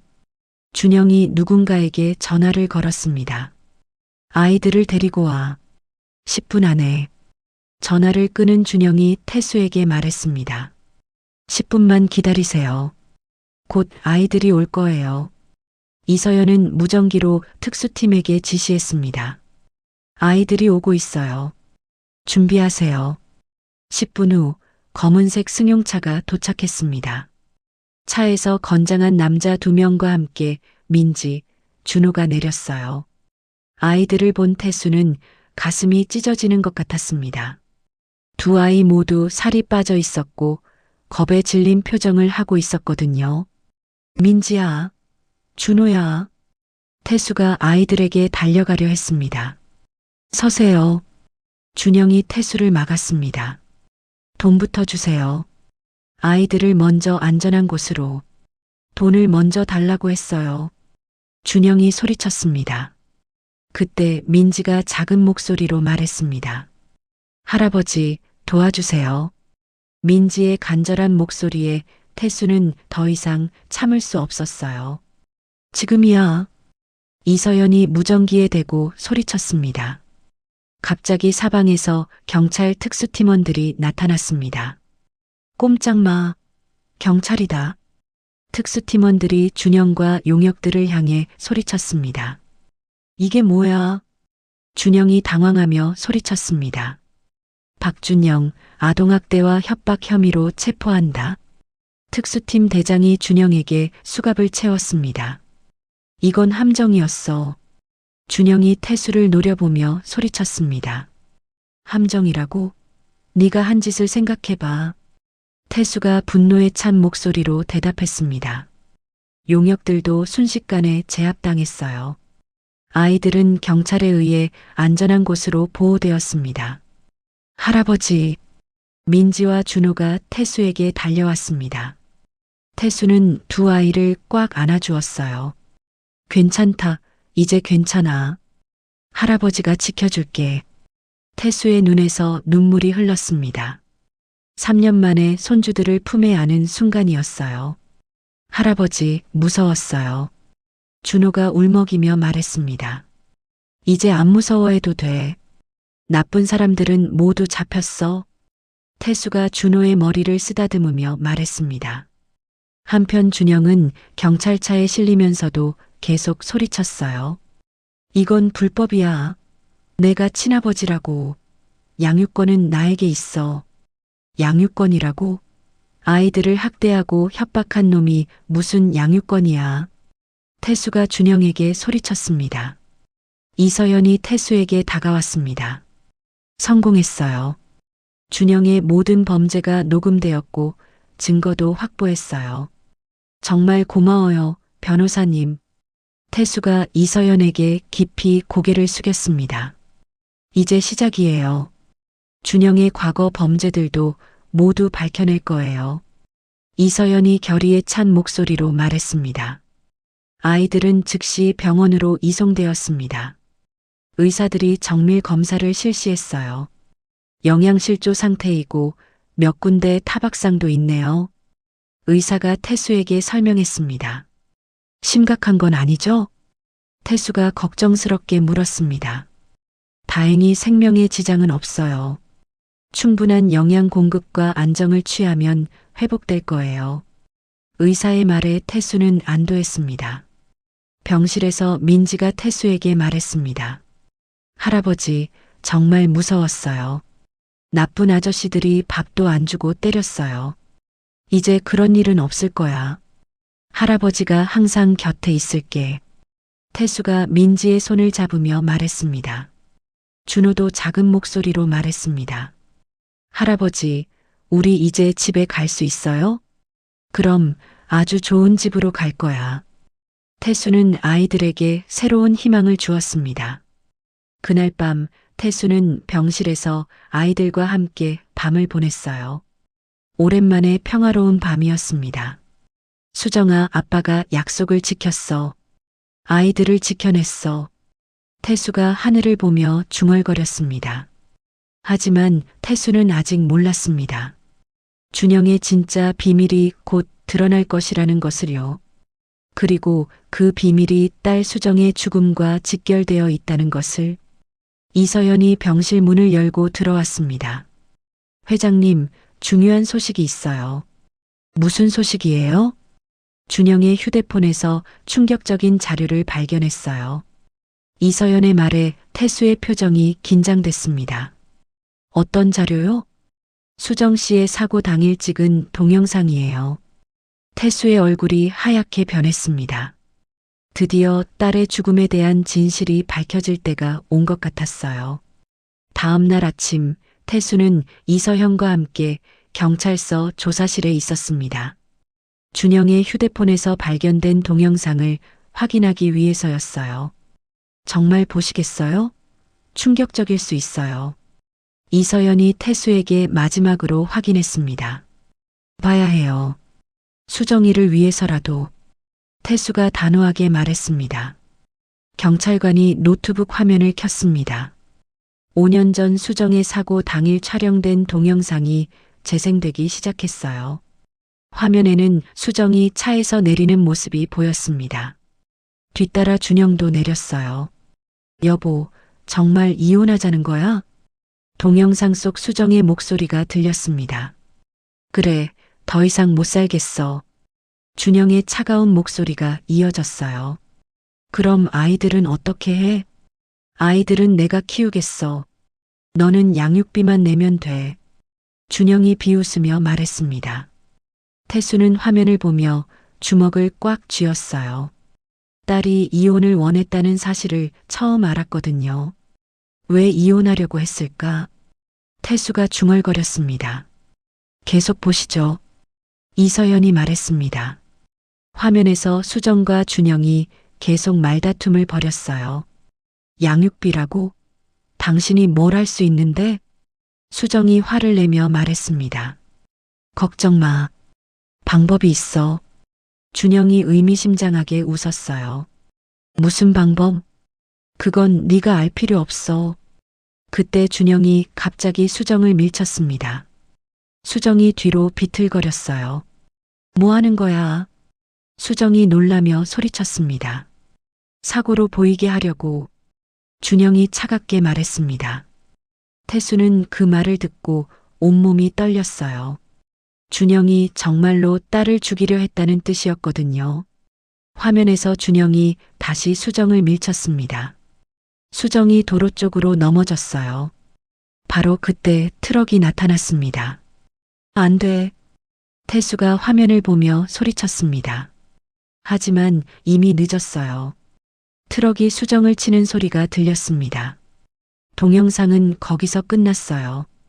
태수는 의자에서 일어나 벽에 기대었습니다. 온몸이 떨리고 있었어요. 정말로 준영이 수정이를 죽인 거였어. 태수의 목소리가 떨렸습니다. 이제 확실한 증거가 있어요. 준영을 살인죄로 기소할 수 있어요. 이서연이 태수를 위로하며 말했습니다. 왜 이런 동영상을 가지고 있었을까? 태수가 의문을 표했습니다. 아마 알리바이 조작을 위해서였을 거예요. 하지만 실수로 진실이 담긴 부분도 녹화된 거죠. 경찰관이 설명했습니다. 태수는 5년간 품고 있던 의문이 풀렸지만 마음은 더욱 아팠어요. 딸이 그렇게 고통스럽게 죽었다니. 준영을 당장 만나게 해주세요. 태수가 경찰관에게 요구했습니다. 지금 조사 중이라서 제발이요. 딸의 아버지로서 한 번만 만나게 해주세요. 태수의 간절한 부탁에 경찰관이 허락했습니다. 30분 후 태수는 조사실에서 준영과 마주 앉았어요. 준영은 수갑을 찬 채로 앉아 있었습니다. 뭘 원하시는 거예요? 준영이 여전히 뻔뻔하게 말했습니다. 네가 찍은 동영상을 봤어. 태수가 차갑게 말했습니다. 준영의 얼굴이 순간 굳어졌어요. 무슨 동영상 말인가요? 수정이를 죽이던 날의 동영상 말이야. 태수의 말에 준영이 당황했습니다. 그건 사고였어요. 사고라고? 네가 수정이를 밀어서 죽인 게 사고야? 태수가 소리쳤습니다. 아니에요. 정말 사고였어요. 준영이 발뺌했지만 이미 늦었어요.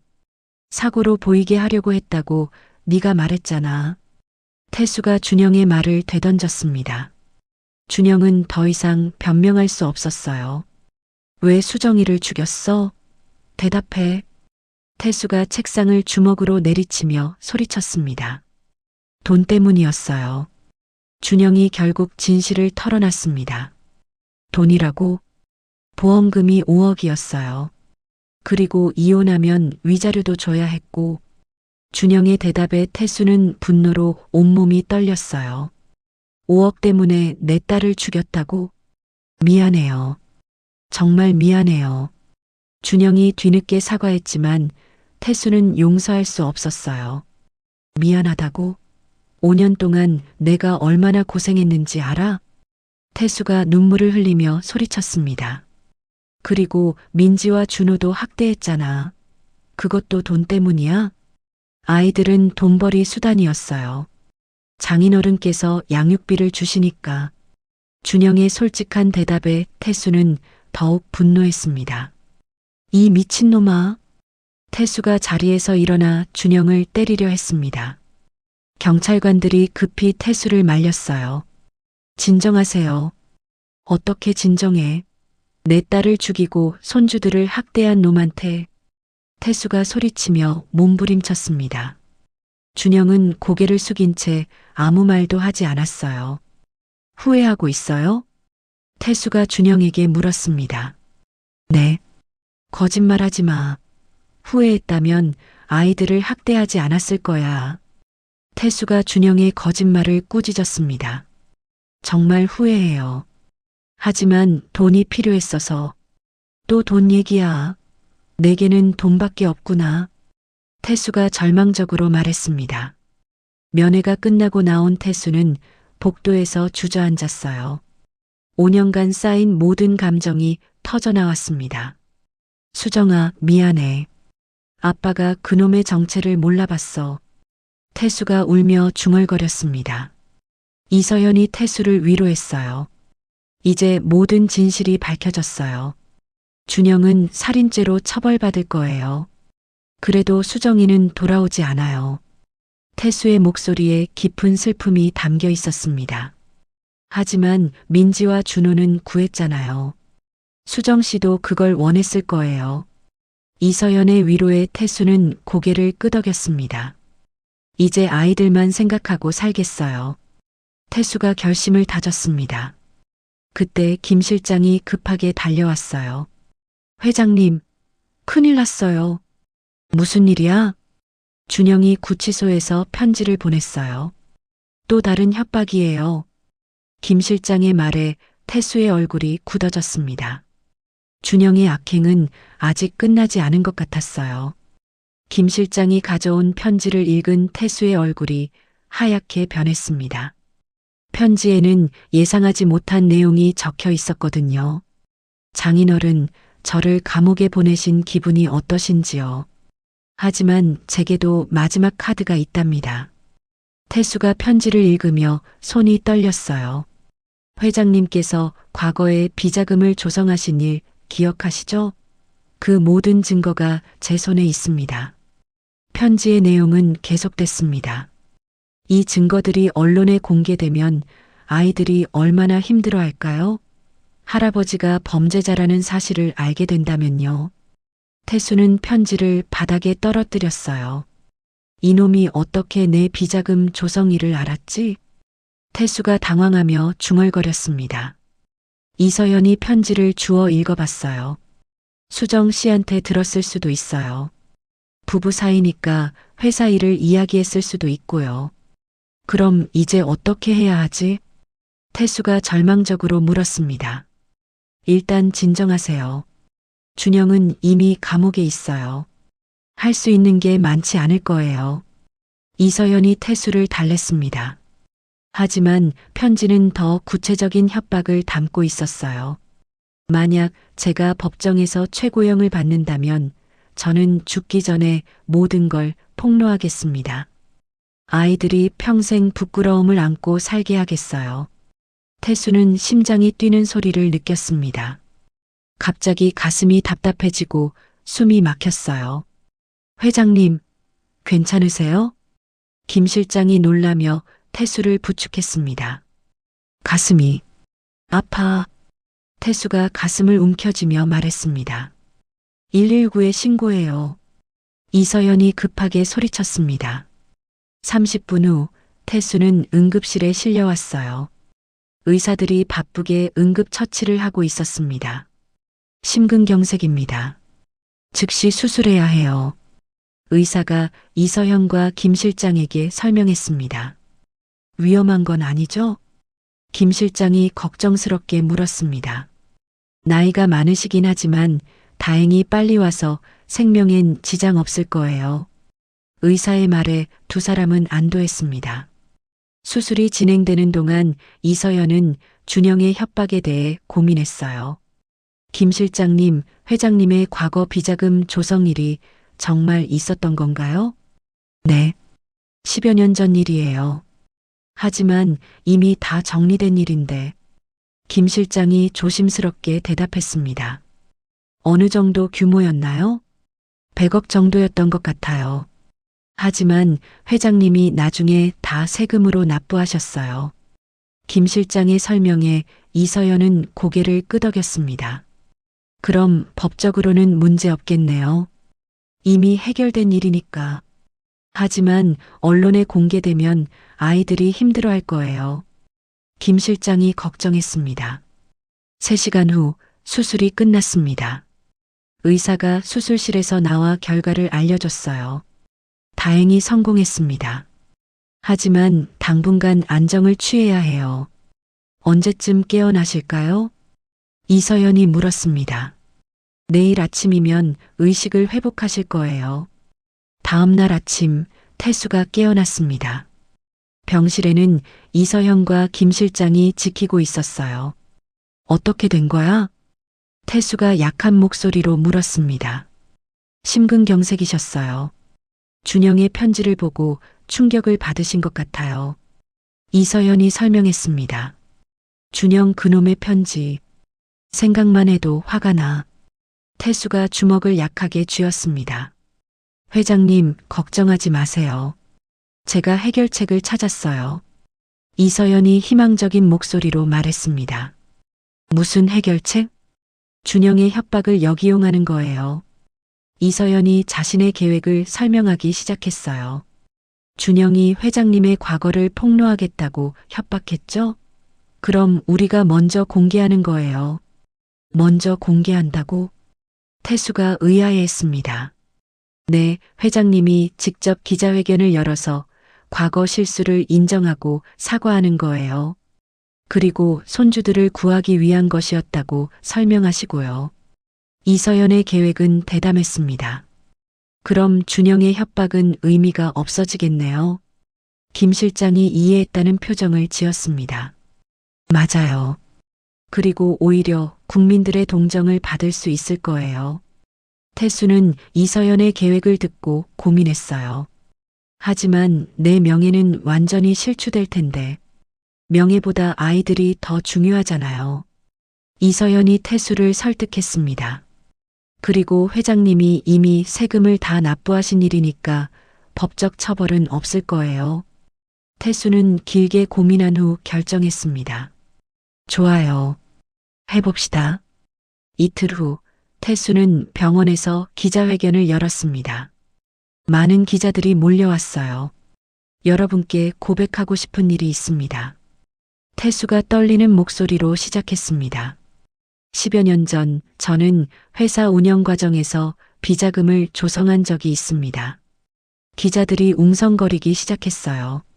하지만 이미 모든 세금을 납부했고 법적 처리도 완료되었습니다.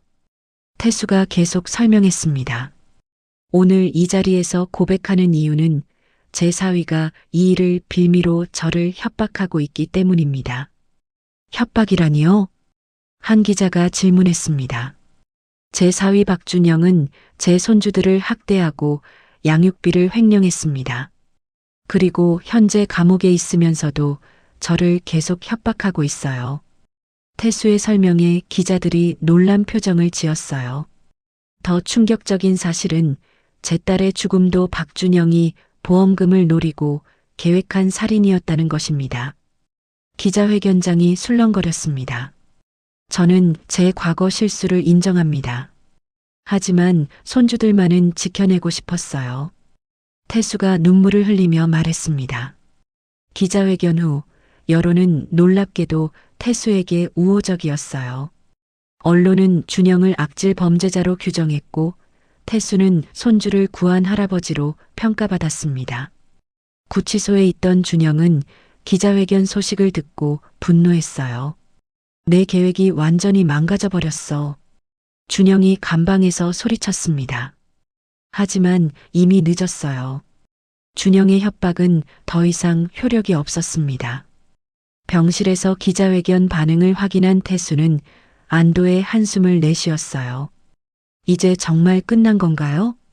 네, 준영은 더 이상 협박할 카드가 없어요. 이서연이 확신에 찬 목소리로 말했습니다.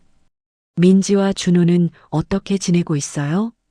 아동보호시설에서 잘 지내고 있어요. 회장님이 퇴원하시면 바로 인계받을 수 있을 거예요. 김 실장이 좋은 소식을 전했습니다. 태수는 드디어 마음의 평화를 찾은 것 같았어요. 준영과의 길고 힘든 싸움이 드디어 끝난 것 같았습니다. 이제 아이들과 함께 새로운 인생을 시작할 수 있겠네요. 태수가 희망에 찬 목소리로 중얼거렸습니다. 일주일 후 태수는 병원에서 퇴원했습니다. 의사는 충분한 휴식과 스트레스 관리를 당부했어요. 무리하지 마시고 천천히 회복하세요. 의사가 퇴원 서류를 건네며 말했습니다. 고마워요, 선생님. 이제 손주들과 함께 건강하게 살겠어요. 태수가 환한 미소를 지으며 대답했습니다. 병원을 나온 태수는 김 실장과 함께 아동보호시설로 향했어요. 일주일 만에 만나는 민지와 준호가 무척 그리웠습니다. 할아버지, 시설 입구에서 민지와 준호가 태수를 향해 달려왔어요. 두 아이의 얼굴이 전보다 훨씬 밝아져 있었습니다. 민지야, 준호야, 할아버지가 보고 싶었어. 태수가 무릎을 꿇고 아이들을 꽉 안아줬어요. 일주일 사이에 아이들이 살이 조금 올라 있었습니다. 할아버지, 여기 선생님들이 정말 잘해줘요. 민지가 환한 미소를 지으며 말했습니다. 맛있는 것도 많이 줘요. 준호가 기쁘게 말했어요. 시설장이 태수에게 다가왔습니다. 아이들이 많이 안정됐어요. 처음 왔을 때보다 훨씬 밝아졌고요. 고마워요. 덕분에 아이들이 회복할 수 있었어요. 태수가 깊이 고개를 숙였습니다. 그런데 아이들이 할아버지 얘기를 정말 많이 했어요. 빨리 함께 살고 싶다고요. 시설장의 말에 태수는 뭉클했어요. 이제 데리고 갈 수 있죠? 네, 법적 절차는 모두 끝났어요. 언제든지 데리고 가세요. 태수는 이서연에게 미리 부탁해서 강원도 춘천에 조용한 집을 마련해뒀어요. 아이들과 함께 새로운 출발을 하기 위해서였습니다. 민지야, 준호야, 할아버지와 함께 새 집에 가자. 정말이에요?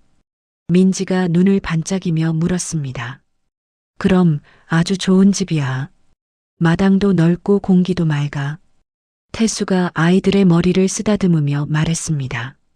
2시간 후 태수와 아이들은 춘천의 새 집에 도착했어요. 단층 집이었지만 마당이 넓고 주변이 조용했습니다. 와, 집이 정말 커요. 준호가 신나서 뛰어다녔어요. 마당에서 놀 수 있겠네요. 민지도 기뻐했습니다.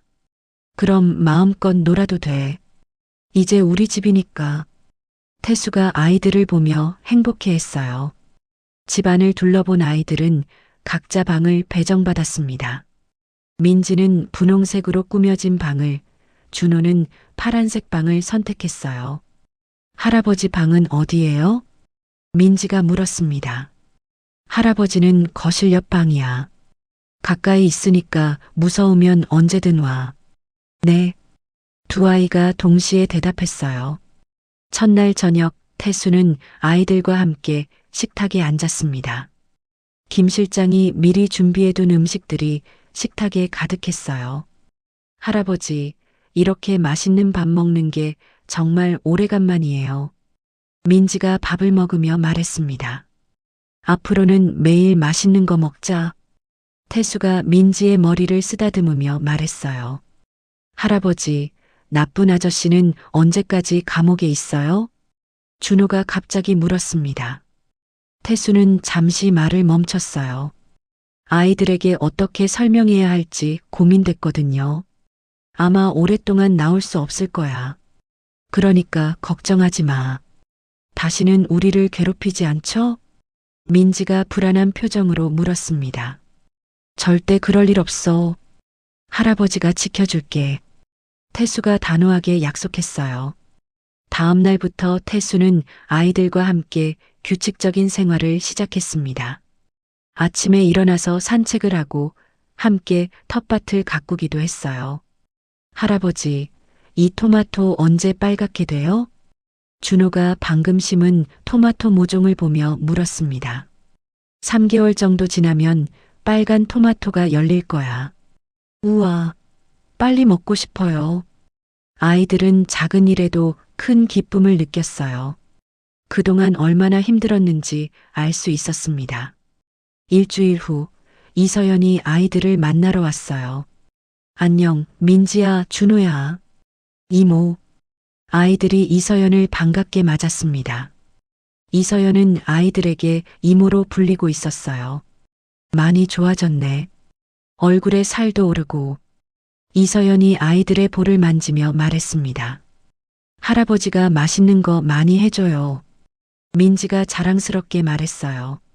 그리고 매일 같이 산책도 해요. 준호가 덧붙였습니다.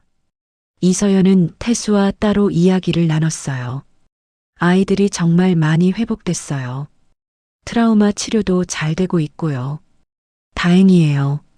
처음엔 얼마나 걱정했는지 몰라요. 태수가 안도의 표정을 지었습니다. 그런데 준영 재판은 어떻게 되고 있나요? 1심에서 살인죄와 아동학대죄로 무기징역이 나왔어요. 이서연의 말에 태수는 만족스러운 표정을 지었어요.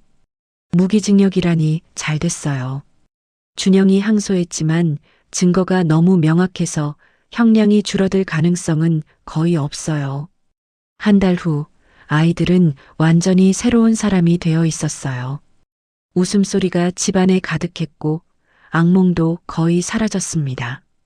할아버지, 내가 그림 그렸어요. 민지가 자신이 그린 그림을 보여줬어요. 그림에는 할아버지와 자신들이 손을 잡고 웃고 있는 모습이 그려져 있었습니다. 정말 잘 그렸네. 할아버지가 액자에 끼워서 걸어둘게. 정말이에요? 그럼 우리 민지가 그린 그림인데. 태수는 민지의 그림을 거실벽에 걸어뒀어요. 준호의 만들기 작품들도 함께 전시했습니다. 할아버지, 우리 정말 행복해요. 준호가 태수에게 안기며 말했어요. 할아버지도 너희들이 있어서 정말 행복해.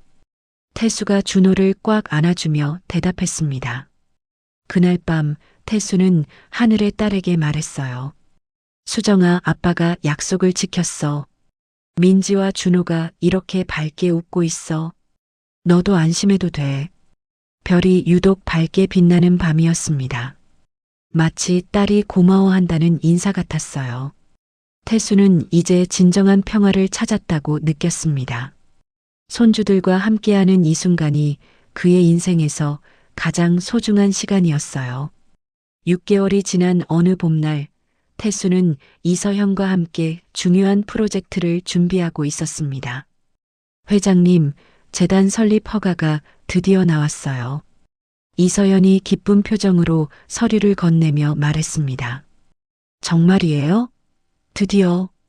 태수가 서류를 받아보며 화냈습니다. 6개월 전부터 태수와 이서연은 아동학대 피해 아동들을 돕기 위한 재단 설립을 준비해 왔어요. 아이들의 별 재단이라는 이름으로 말이죠. 재단 이름이 정말 예쁘네요. 누가 지었어요? 이서연이 물었습니다.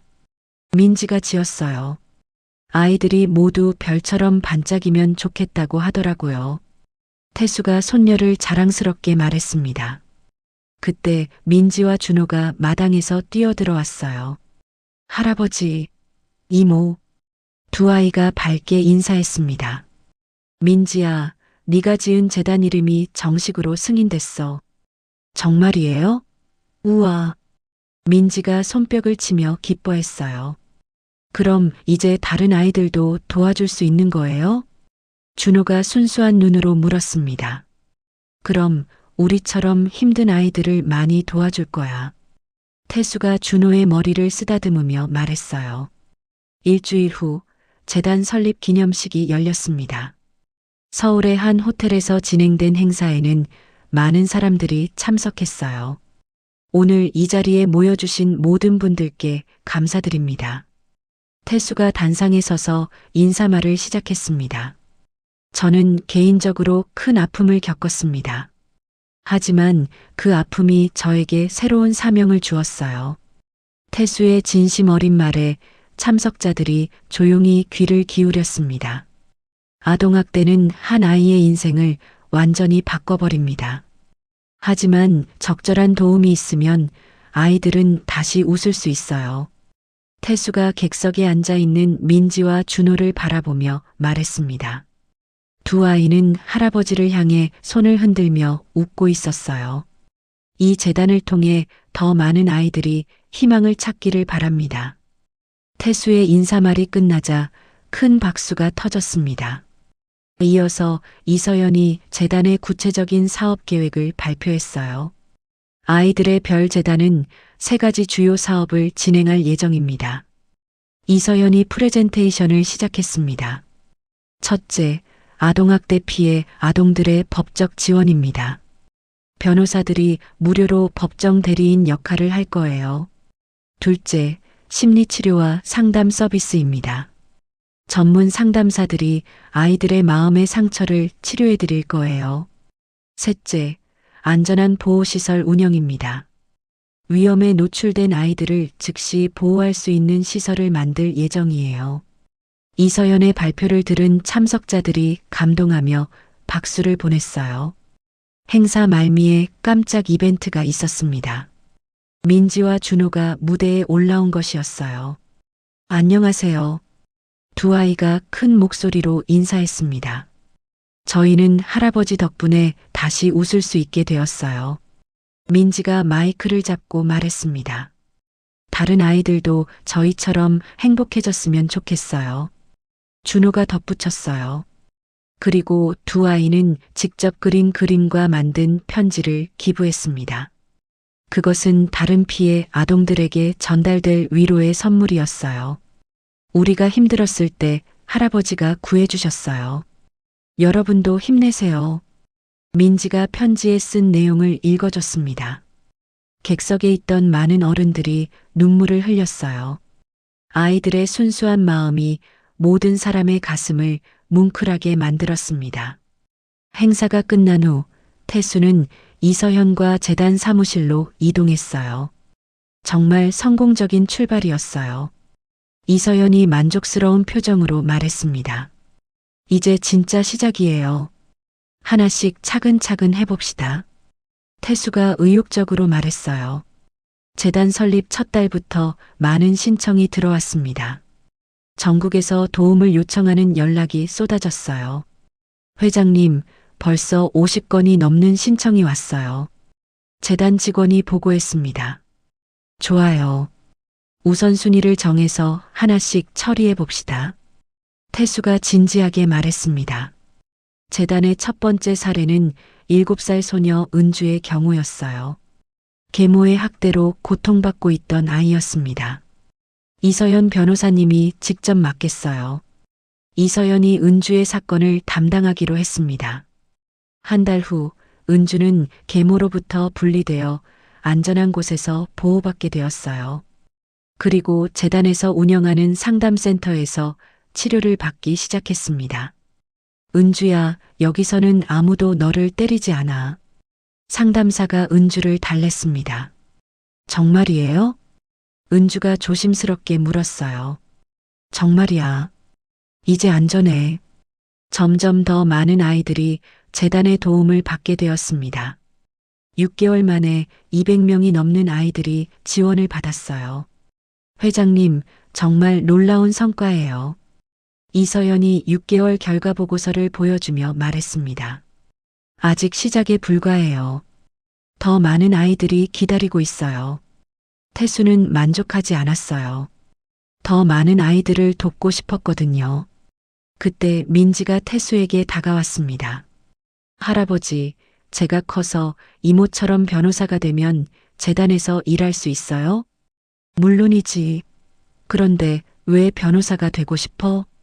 다른 아이들도 저처럼 구해주고 싶어요. 민지의 말에 태수는 뭉클했어요. 손녀가 이렇게 착한 마음을 가지고 있다는 게 자랑스러웠습니다. 준호는 뭐가 되고 싶어? 저는 의사가 되고 싶어요. 아픈 아이들 고쳐주는 의사요. 준호의 대답에 태수는 웃음이 났어요. 그럼 우리 가족이 모두 아이들을 돕는 일을 하게 되겠네. 네. 우리가 도움받았으니까 다른 아이들도 도와줘야죠. 민지가 당당하게 말했습니다. 태수는 아이들의 순수한 마음에 깊은 감동을 받았어요. 고통을 겪었지만 원망 대신 사랑을 택한 아이들이 대견했습니다. 우리 모두 함께 더 많은 아이들을 도와주자. 태수가 민지와 준호를 꽉 안아주며 말했습니다. 그날 밤 태수는 재단 사무실에서 늦게까지 일했어요. 새로운 사업 계획을 세우고 있었습니다. 창밖으로 별들이 반짝이고 있었어요. 마치 도움을 기다리는 아이들의 눈동자 같았습니다. 수정아, 아빠가 내 목까지 더 많은 아이들을 도와줄게. 태수가 하늘을 보며 중얼거렸습니다. 이제 태수에게는 새로운 꿈이 생겼어요. 전국의 모든 아동학대 피해 아동들이 희망을 찾을 수 있도록 돕는 것이었습니다. 3년이 흘렀습니다. 민지는 중학교 1학년이 되었고 준호는 초등학교 4학년이 되었어요. 두 아이 모두 건강하고 밝게 자라고 있었습니다. 할아버지, 학교에서 그림 대회에서 1등 했어요. 민지가 상장을 들고 뛰어오며 소리쳤습니다. 정말이야? 우리 민지가 최고네. 태수가 민지를 안아들며 기뻐했어요. 그림 주제가 뭐였어? 가족이었어요. 할아버지랑 준호랑 저랑 함께 웃고 있는 그림 그렸어요. 민지의 대답에 태수는 뭉클했습니다. 3년 전 처음 만났을 때의 무서워하던 모습은 온데간데 없었어요. 준호는 학교에서 어때? 축구선수로 뽑혔어요. 시합도 나갈 거예요. 준호가 자랑스럽게 말했습니다.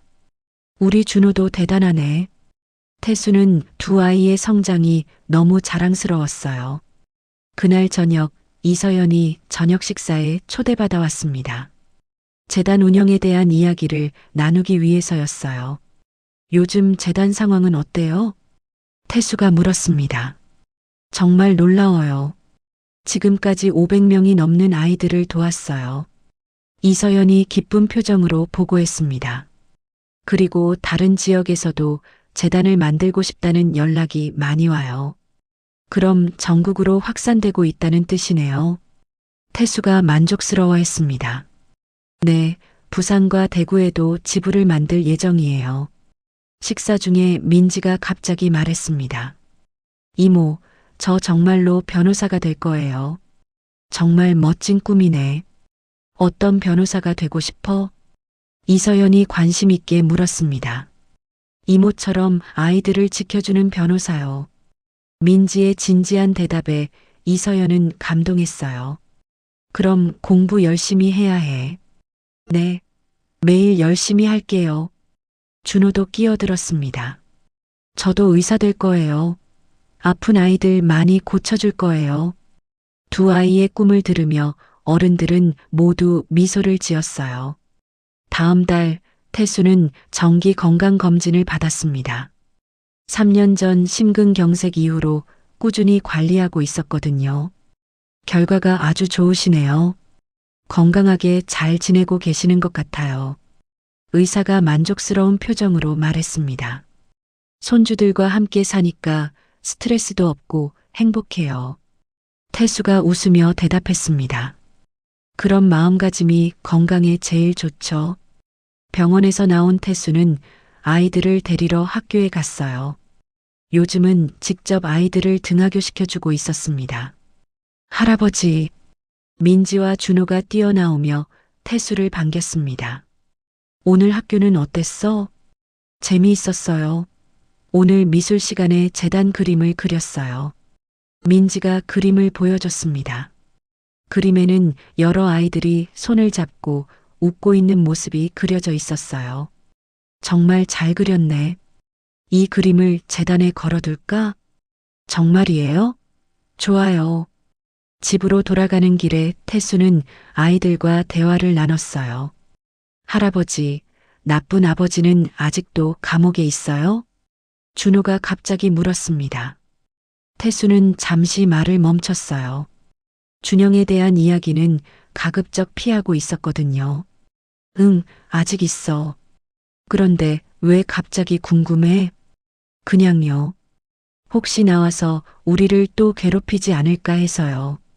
준호의 걱정에 태수는 안심시켜줬어요. 절대 그럴 일 없어. 할아버지가 항상 지켜줄 테니까 걱정하지 마. 네. 그날 밤 태수는 준영의 근황을 김 실장에게 물어봤어요. 준영은 어떻게 지내고 있어? 감옥에서 모범적으로 지내고 있다고 하는데 면회는 아무도 오지 않는답니다. 김 실장이 보고했습니다. 당연하지. 그런 짓을 하고도 뻔뻔하게. 태수는 준영에 대한 분노가 아직 남아 있었어요. 하지만 아이들이 행복하게 지내고 있으니 그걸로 됐죠. 김 실장이 위로했습니다. 맞아요. 이제는 아이들만 생각하며 살겠어요. 1년 후 민지는 중학교 2학년이 되었고 준호는 초등학교 5학년이 되었어요. 두 아이 모두 꿈을 향해 열심히 공부하고 있었습니다. 어느 봄날 가족은 함께 벚꽃 구경을 갔어요. 춘천호 주변에 벚꽃이 만발해 있었습니다. 할아버지, 정말 예뻐요. 민지가 벚꽃을 보며 감탄했습니다. 사진 찍어요. 준호가 카메라를 들고 말했어요. 세 사람이 함께 찍은 사진에는 모두 환한 미소가 담겨 있었어요. 진정한 가족의 행복한 모습이었습니다. 할아버지, 저희 정말 행복해요. 민지가 태수의 팔을 끼며 말했습니다. 할아버지도 너희들 덕분에 정말 행복해. 태수가 두 아이를 바라보며 대답했어요. 그때 태수는 하늘을 올려다봤습니다.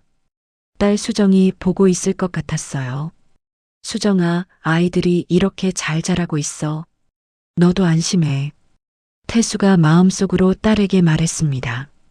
바람이 살랑 불며 벚꽃잎이 흩날렸어요. 마치 딸이 고맙다는 인사를 보내는 것 같았습니다. 재단 사무실에서는 이서연이 새로운 소식을 준비하고 있었어요. 회장님께 좋은 소식이 있어요. 이서연이 태수에게 전화를 걸었습니다. 무슨 소식이에요? 정부에서 저희 재단 모델을 전국에 확산하겠다고 발표했어요. 이서연의 소식에 태수는 깜짝 놀랐어요. 정말이에요? 네, 아동학대 예방과 피해자 지원을 위한 국가 정책에 저희 재단이 포함됐어요. 대단한 소식이네요. 태수는 기쁨을 감출 수 없었어요. 이제 전국의 더 많은 아이들을 도울 수 있겠어요. 전화를 끊은 후 태수는 아이들에게 좋은 소식을 전했어요. 민지야, 준호야. 재단이 전국으로 확산된대. 정말이에요? 우와. 두 아이가 기뻐하며 뛰어올랐어요. 그럼 더 많은 아이들을 도와줄 수 있겠네요. 민지가 환하게 웃으며 말했습니다. 네가 변호사 되면 더 많이 도와줄 수 있겠다. 빨리 어른이 되고 싶어요. 그날 저녁 가족은 축하 파티를 열었어요. 김 실장도 함께 참석해서 즐거운 시간을 보냈습니다. 회장님, 정말 대단한 일을 해내셨어요. 김 실장이 감탄하며 말했습니다. 혼자서는 불가능했을 일이에요. 모든 분들이 도와주셨기 때문이죠. 태수가 겸손하게 대답했어요. 밤이 깊어갈 무렵 태수는 마당에 나가 별을 올려다봤어요. 아이들은 방에서 평화롭게 잠들어 있었습니다. 이제 정말 모든 게 완벽해졌네. 태수가 혼자 중얼거렸습니다. 3년 전만 해도 상상할 수 없었던 일들이었어요. 지하철에서 구걸하던 아이들이 이제는 당당한 꿈을 품고 자라고 있었습니다. 앞으로도 더 많은 아이들이 행복해지기를. 태수가 별에게 소원을 빌었습니다. 바로 그때 민지가 잠옷 차림으로 나왔어요. 할아버지, 잠 안 와요? 민지야. 왜 안 자? 할아버지가 없어서 못 자겠어요. 민지가 태수의 손을 잡았습니다. 그럼 같이 들어가자. 할아버지, 내일은 뭐 할 거예요? 내일은 재단에 가서 새로운 계획을 세워야지. 저도 따라가면 안 돼요? 물론이지. 우리 민지가 미래의 변호사니까. 두 사람은 손을 잡고 집 안으로 들어갔어요. 완벽한 하루의 마무리였습니다. 이제 태수의 가족에게는 더 이상 어둠이 없었어요. 밝은 미래만이 그들을 기다리고 있었습니다. 에필로그 10년 후에 아름다운 결실. 10년이 흘렀습니다. 민지는 23세가 되어 대학교 법학과를 우수한 성적으로 졸업하고 사법고시에 합격했어요. 준호는 19세가 되어 의과대학 1학년에 재학 중이었습니다. 할아버지, 변호사 자격증 받았어요. 민지가 자격증을 들고 뛰어오며 소리쳤습니다. 정말 자랑스럽다, 우리 민지가. 83세가 된 태수는 여전히 건강했지만 머리카락이 하얗게 변해 있었어요. 하지만 손녀의 성취를 보는 그의 눈빛은 여전히 밝았습니다. 이제 정말로 아이들의 별 재단에서 일할 수 있겠네요. 민지가 기쁘게 말했습니다. 준호는 어때? 의대 생활은? 너무 재미있어요. 특히 소아과 공부가 제일 좋아요. 준호가 의학 교재를 들고 와서 말했어요.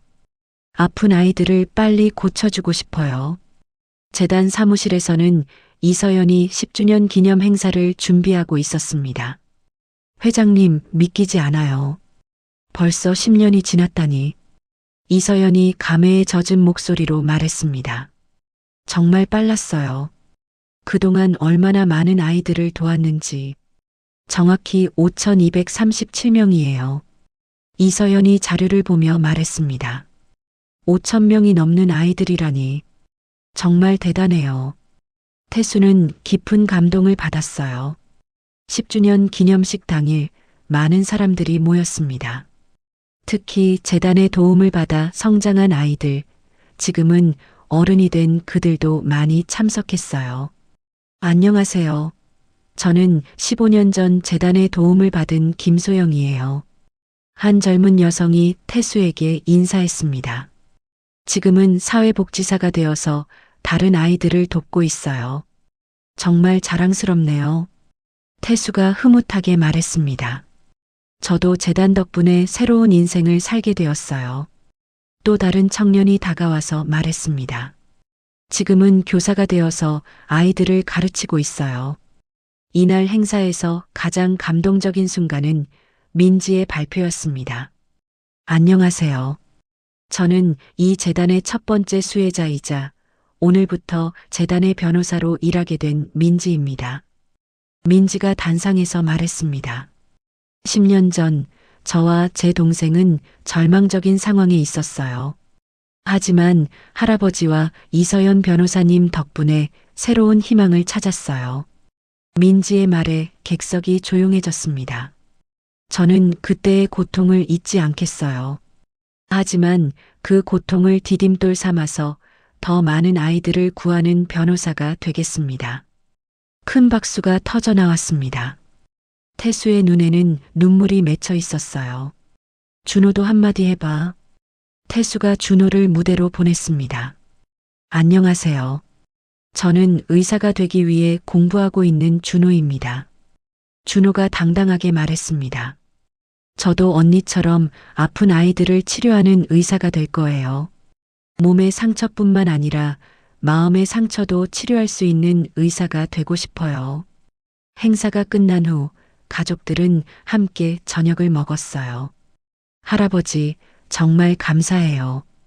민지가 진심으로 말했습니다. 뭘 고마워해? 우리가 가족인데. 할아버지가 없었다면 저희는 지금 어떻게 살고 있을지. 민지의 말에 태수는 고개를 저었어요. 과거는 다 지나간 일이야. 이제는 앞으로만 보자. 맞아요. 이제는 우리가 다른 아이들을 도와줄 차례예요. 준호가 밝게 말했습니다.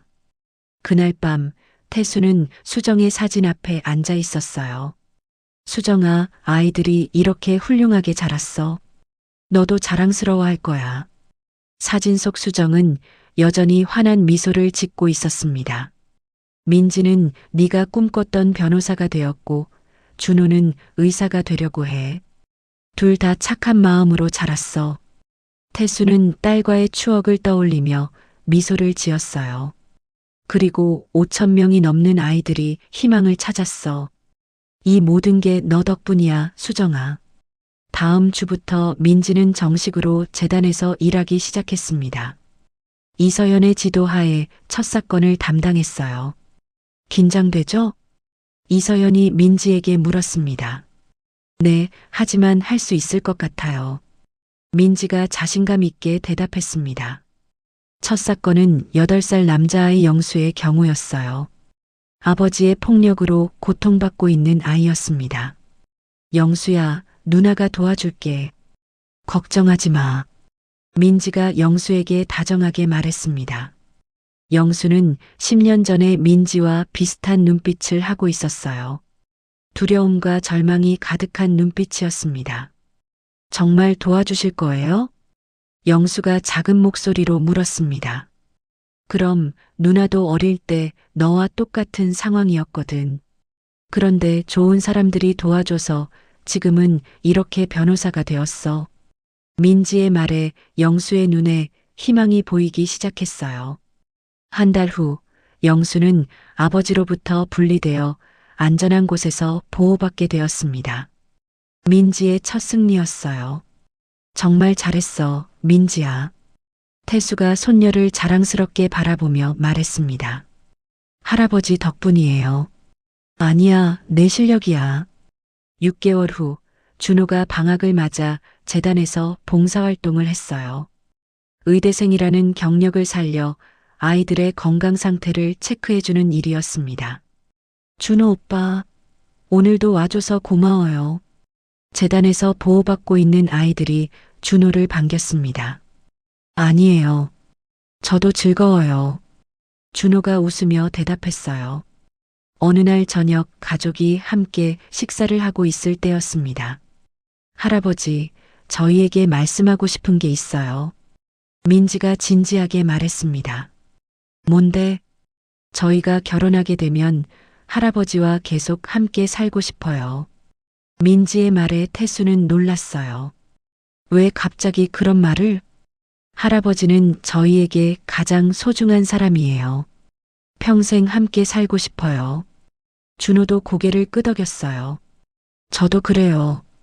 할아버지랑 떨어져서 사는 건 상상할 수 없어요. 태수의 눈에 눈물이 맺혔습니다. 이보다 더 큰 행복이 어디 있을까요? 고마워, 얘들아. 할아버지도 너희들과 평생 함께 있고 싶어. 따뜻한 봄날, 태수는 정원에서 아이들과 함께 꽃을 심고 있었어요. 할아버지, 이 꽃의 이름이 뭐예요? 민지가 물었습니다. 별꽃이야. 우리 재단 이름과 비슷하지? 정말이네요. 아이들의 별. 그때 준호가 말했습니다. 할아버지, 저희도 별 같은 존재가 된 것 같아요. 무슨 말이야? 처음에는 너무 어둠 속에 있었는데 할아버지가 빛을 비춰주셔서 이제는 저희가 다른 사람들에게 빛이 되어줄 수 있게 되었어요. 준호의 깊은 말에 태수는 감동했어요. 정말 철학적인 말을 하네. 우리 준호가. 해가 질 무렵 세 사람은 집 앞에서 노을을 바라보고 있었습니다. 할아버지, 행복해요? 민지가 물었습니다. 세상에서 가장 행복해. 태수가 진심으로 대답했어요. 저희도 세상에서 가장 행복해요. 준호가 덧붙였습니다. 그 순간 태수는 깨달았습니다. 진정한 행복이란 무엇인지를, 사랑하는 사람들과 함께 서로를 돌보며 사는 것, 그리고 다른 사람들에게도 희망을 전해주는 것. 그것이 바로 진정한 행복이라는 것을. 하늘에서는 별들이 하나둘씩 나타나기 시작했어요. 마치 태수 가족의 사랑을 축복해주는 것 같았습니다. 내일은 또 어떤 좋은 일이 기다리고 있을까? 태수가 하늘을 보며 중얼거렸습니다. 미래는 분명 더욱 밝고 희망찬 날들로 가득할 것이었어요. 아이들의 별 재단은 계속해서 더 많은 아이들에게 희망을 전해주겠고, 민지와 준호는 그 중심에서 빛나는 별이 되어줄 것입니다. 이것이 바로 태수와 민지, 준호의 아름다운 이야기였습니다. 절망에서 시작되었지만 사랑과 희망으로 완성된 가족의 이야기. 그리고 그 사랑이 수많은 다른 아이들에게까지 전해진 기적 같은 이야기였어요. 밤하늘의 별들처럼 그들의 사랑은 영원히 빛날 것입니다.